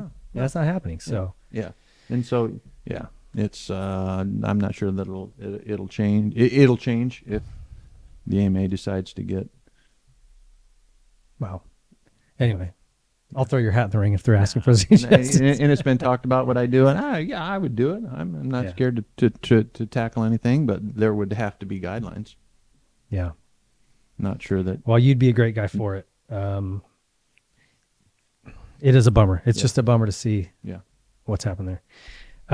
Okay, so 95, you're done. You've announced your retirement. You finished the season. What was kind of the first thing that came to you? I mean, this Honda deal. Yeah, no. At that time, had you guys already talked about doing that? Yeah. No, I knew at the end of '94 that they wanted me to come on and be a consultant, work with the race team, work with the riders, help with contracts. Okay. And so, I did it. And listen, I had a great time. I have a couple of outstanding relationships because of that. I did Ezra's contract. Wes McCoy was there, and he's like, I don't feel comfortable. I think you have a little more respect for the families and the riders. And so I did riders' contracts for years, was a part of the whole Ricky negotiating his contract, and became great buddies with Ricky throughout that whole consulting period there. I had a great time and unbelievable friendships out of it. So. Do you think that having that job where because you were going, if I remember, I was going all the races. Yeah, I was going every weekend. Yeah, I was, and so that kind of broke what we had talked about. Yeah, I still had a purpose, and I was training with guys, and they would come back and stay with me all summer, and we'd train and ride and consult, and so that kind of was like a nice transition. Absolutely, a great transition. And I did that until my kids were old enough. I was missing high school sports, and I'm like, done.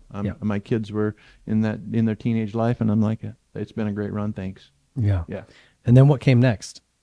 Well, after you're done with that, from there to now, kind of what filled that gap? So once my kids were just about done with high school, I got a call from the Barsha family, and I worked with Justin for a couple of years. Okay, yeah, I think I remember that. When he was at Honda, and even after, and I've got a great relationship with Justin.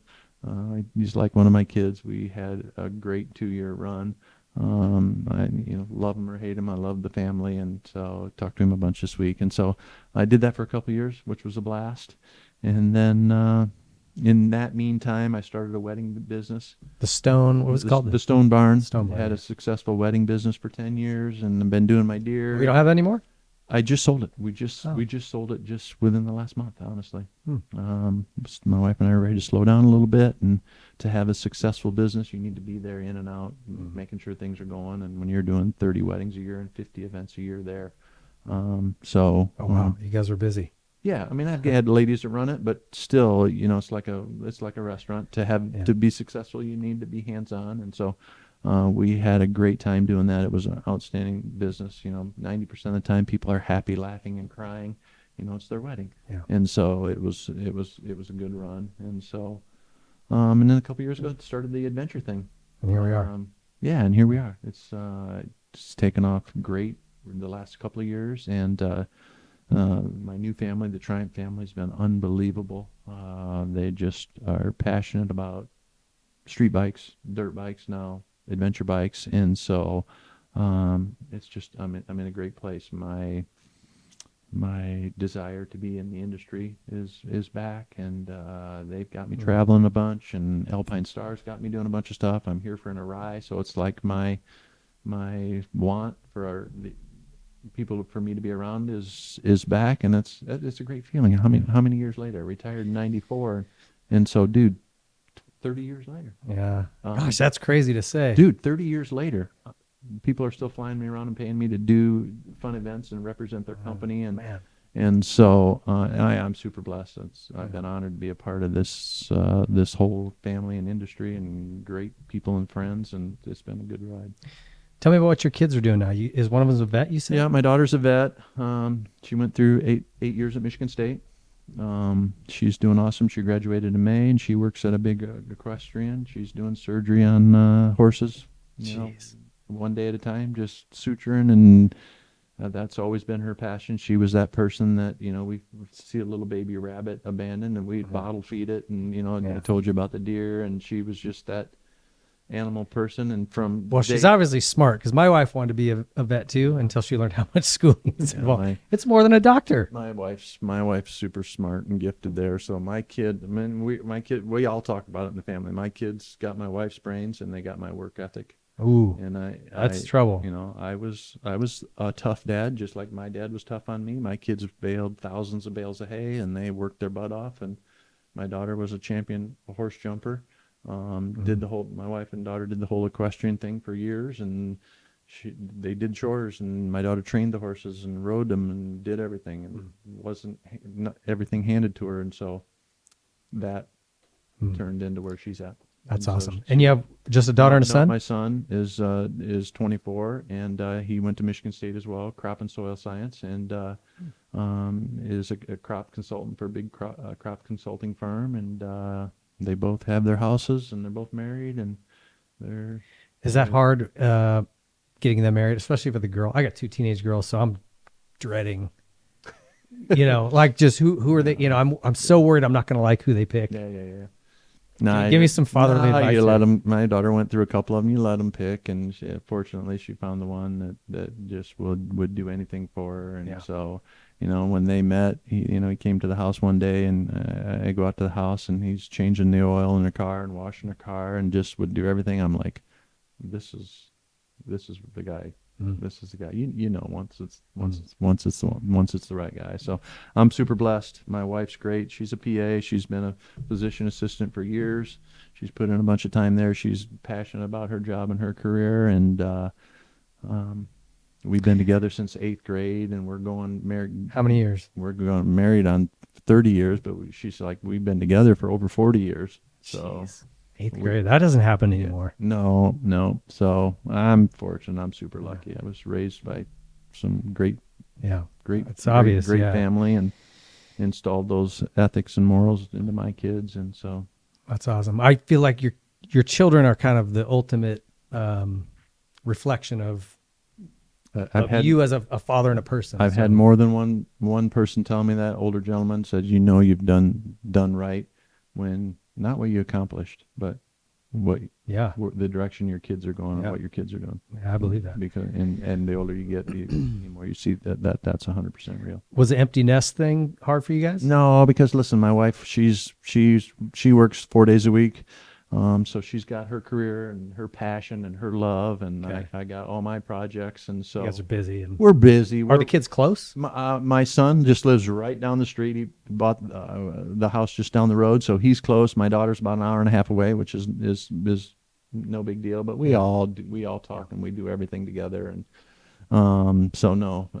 And that was easy for you. Yeah, guys. it's easy. Yeah. My wife and we have the same passion. She loves her adventure bike, and she's a runner and a bicycler, and so we do. Oh, she rides with you? Dude, she's completely addicted to this whole adventure bike world. All she wants to do is ride her adventure bike, and she's new at it. She always rode moto, She's always had some kind of CR80, YZ80, whatever, but she was always scared to be on the road. And this is just a new passion. The medical field is a tough world. Yeah, well, it's a tough world right now. Yeah, since COVID, it's tough. And so she just decided that, you know what, I'm being a sissy. I need to get my cycle endorsement. I want to ride, and that brought a whole new leash on her life. Because I think she just gets on that bike and we just go ride farm roads and just talk and look at the wildlife, and it's just brought a new life to her and a new passion that we've always known. Yeah. But now she can really feel it, and it's been incredible. What does she ride? Because adventure bikes are pretty big. She rides a Tiger 900. 900. Yeah, really? I mean, she's 120 pounds dripping wet and 5'4", but they make a Tiger 900 GT low, so it's got a smaller front wheel, so it's a little bit lower to the ground. She can lead flat-footed, and she rides unbelievable. Can she gravel. pick it up if it lays over? She ain't gonna pick the thing up, and I tell her she's crashed on it and hit a patch of sand somewhere up in northern Michigan. I'm like, don't even try to save the dang thing. Get away from it. Get away from it. Just jump to the side. I was gonna say, I'm not sure I could pick that thing up. They're heavy, those big adventure bikes. Yeah. What do you guys do for fun? If you're not working, you got a day off, what would you guys go do? Go riding, I suppose? Or what else? We'll go riding. You know what? I cut wood. I cut a ton of wood. I just enjoy cutting wood. I enjoy helping others. Gosh, I've been mentoring some older gentlemen that lost their wives. With one gentleman I've been mentoring for the last month and a half, was married for 58 years. He's 70 years old, and he's just heartbroken and lost. And so I'm fortunate to have time to do stuff. And so I just been going to this guy's farm and helping him pick up his farm and clean and trim brush that he hasn't been able to do. And I'm just I guess I'm a mentor for many of people right now. That's awesome, man. Yeah. That's you're living life right. Yeah. I wish there was more guys like you. Yeah. I really appreciate that. Well, our last question we ask everybody is sort of our legacy question, and that's, how do you want to be remembered in this sport? I guess I want to be remembered as that guy that put in the work. I wasn't as talented, but I put in the hard work, and I left a legacy. I wasn't the flashiest, the fastest, but I was there and consistent, and just what we've talked about. Yeah. I was that guy, and so I don't go read any of the comments. You got people that love it and people that hate it, but I just live my life in Michigan, and Michigan's home, and if I can help out some others and help others leave a legacy along the way, it's been a fun ride. I've got so many outstanding relationships from Johnny O to Ricky on down the road that the sport is brought to us that's irreplaceable. Well, I tell you, I mean, aside from your championships, which speak for themselves, even though you had a very grumpy, angry face, you're one of the nicest damn guys, man. And I'm just, it's great to get to chat with you and know you a little bit better. Absolutely. Thank you so much for taking the time. Oh, really cool to go through your story. Amazing. I appreciate it. And like I said, it's just an honor to still be a part. How many years later to be a part and still be able to do what we all love. That's why we're all listening to podcasts. We all love dirt bikes, whether it's adventure bikes, motocross bikes, supercross. It's just been a fun venture, and continues to be. Well, that's why you're 30 years later, you're still getting paid to come do it. You obviously did something right. Hope you guys enjoyed Jeff Stanton. Thank you so much for taking the time. Really appreciate it. Thank you guys for tuning in. We'll see you next show. Yamaha is the industry leader in two-wheeled fun and performance. Celebrating 50 years of YZ in 2024, the Blue Crew is still dominating shootouts and competitions. Yamaha, revs your heart. Troy Lee Designs is the leader in off-road motocross apparel and style. So whether you're looking for a cool new paint job for your helmet, maybe your name and number on your helmet lettered on, you're looking for new gear, you're looking for mountain bike gear, off-road gear. They've got the brand new Scout line and GP and SE models. Troy Lee Designs has it all. They've been leading this industry for decades, and they're going to continue to do it. Check out TroyLeeDesigns.com. SKDA is a moto graphics and seat covers company with several offices based around the globe. For too long, bikes and graphics have all looked the same. They just start to blend together. SKDA is working to change that. With super clean and unique design work, a bike with SKDA graphics stands out in a crowd and adds a touch of art to the world of moto. Hey, we need that. SKDA prides itself on providing premium customer service both before and after the sale is made. Visit SKDA online to view the current product range and get in touch with their team to get your bike refreshed. I want to just make a mention here that these guys, not only is their design way outside the box, very, very cool, they'll work with you on custom things. The products are incredible. Okay, they'll speak for themselves. But what's really awesome, and you'll notice this the minute you order one of these, man, they give you an email saying, hey, the product's been shipped. Hey, the product is here. It landed in this spot. Hey, it's coming today. Hey, your product's been delivered. They just so good about staying in touch with you and letting you know where it's at. Customer service is 100%, and that's just something that's rare these days. Check out SKDA. Here at the Whiskey Throttle Show, we're all about supporting brands that support our sport. And there's one tire company that has never walked away from the sport of motocross and supercross, and it's Dunlop. When times got tough and the economy took a crash, Dunlop stepped up and stayed with our sport to support it and the athletes and individuals that love it. Their MX-53 line and MX-33 lines absolutely dominate this sport. Every national championship at the pro level has been won in the last decade, and nearly every single amateur national championship at Loretta Lynn's has been won on a Dunlop.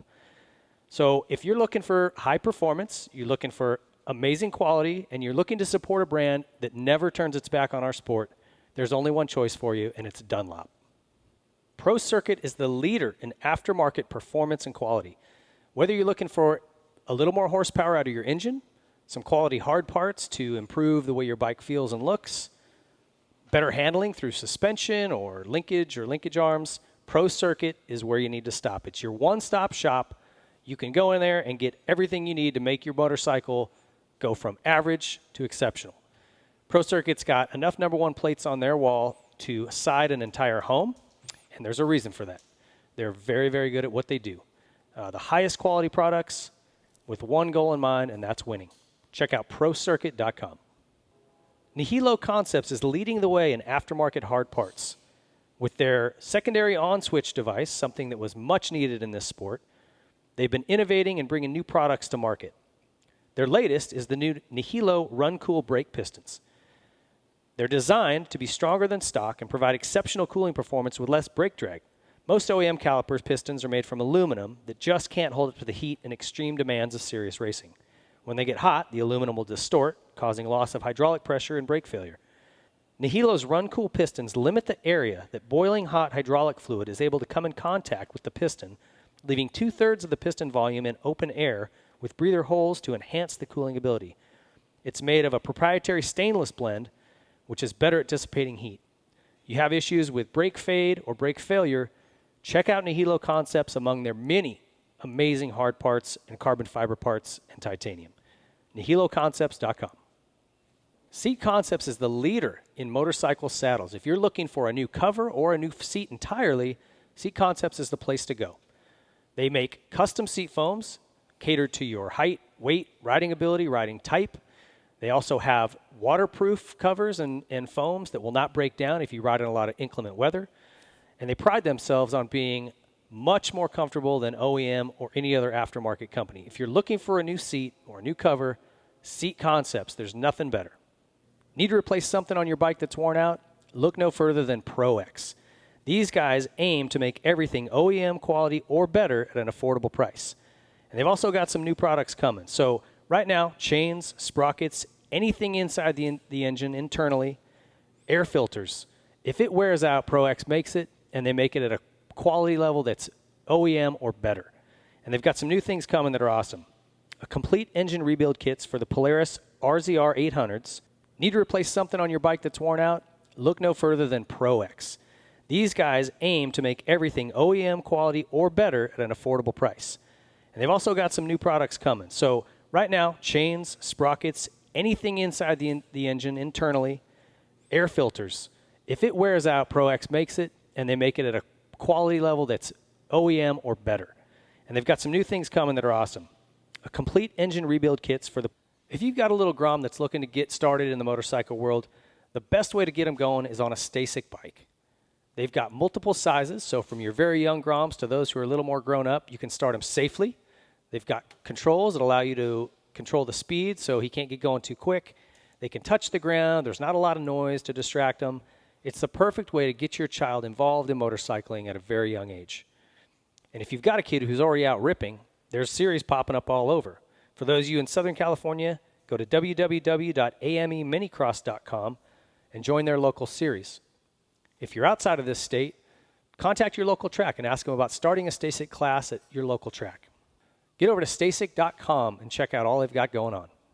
And finally, last but not least, Specialized Bicycles. If you are in the market to start pedaling, this is where you want to start.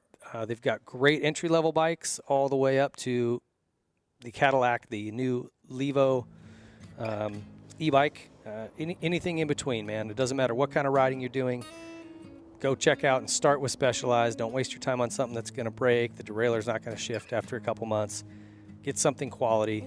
These guys make it. Specialized leads that industry. Thanks for watching and listening to the Whiskey Throttle Show. Be sure to like and subscribe to get notified when new shows go up. And be sure to follow us on Instagram and TikTok. And visit whiskeythrottlemedia.com for additional content.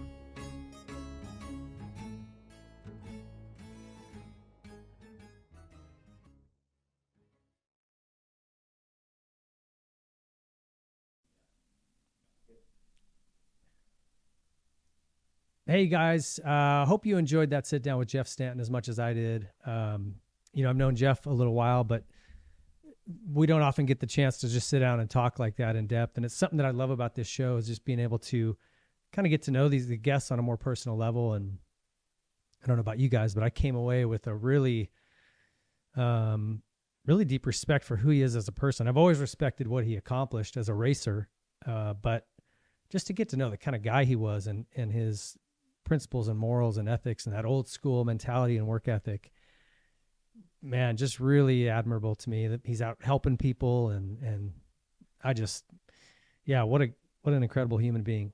Just really stoked that he took the time to come in. So big thank you to him. I want to mention our latest partner here, Ketone IQ. If you guys have not seen this or not tried it, this is something you're going to want to definitely go track down and get some. It doesn't matter if you're an athlete, if you're a professional athlete, an amateur athlete, weekend warrior, or you work in an office. If you ever need mental focus, long-term energy, this isn't like some janky little product you buy at a gas station truck stop. Ketone IQ, if you're not familiar with ketones, it's your body's preferred energy source. And so, you can use this. My girls use this for soccer. I use it for when I ride, when I go to the gym. If I got to sit at my computer and type a bunch of stuff out for a show, I drink one of these. And it just keeps you super locked in on whatever you're doing. And it's, becoming very, very popular. Most of the top riders on the Tour de France are using this. Ironman triathlons. It is a quality product. It's not baloney. Pretty incredible story. We actually have an interview with the owner up that'll be going up on our YouTube page here soon. So keep an eye out for that. But killer stuff. And you can stack this with if you have a pre-workout or a drink that has caffeine. This doesn't have any caffeine in it. That is not how it works. You can stack it with caffeine and get double benefits. It's an incredible product. Would definitely recommend checking this out. Like I said, we really curate who we use here. You can look at these sponsors behind us, man. These are elite companies, very, very premium brands. We don't bring on junk. So stoked to have these guys on board. And we have a discount if you guys want to try it. Go to hvmn.com/WTM and you're going to get 30% off. It's a pretty good discount. And try it. Just give it a try. Pretty incredible stuff. So huge thank you to Ketone IQ for coming on. Big thanks to all of our partners, Yamaha, Nihilo Concepts, Dunlop, STASIC, ProX, all of them. Literally everybody that's up here. I'm just stoked to have these guys as our partners. So big thank you to them. Thank you guys for tuning in always. And we've got some pretty amazing shows coming, as if Jeff Stanton and Jeff Ward, the last two, haven't been enough. Wait till you see what we got up our sleeve. It's going to be great. Thanks for tuning in. See you guys next time.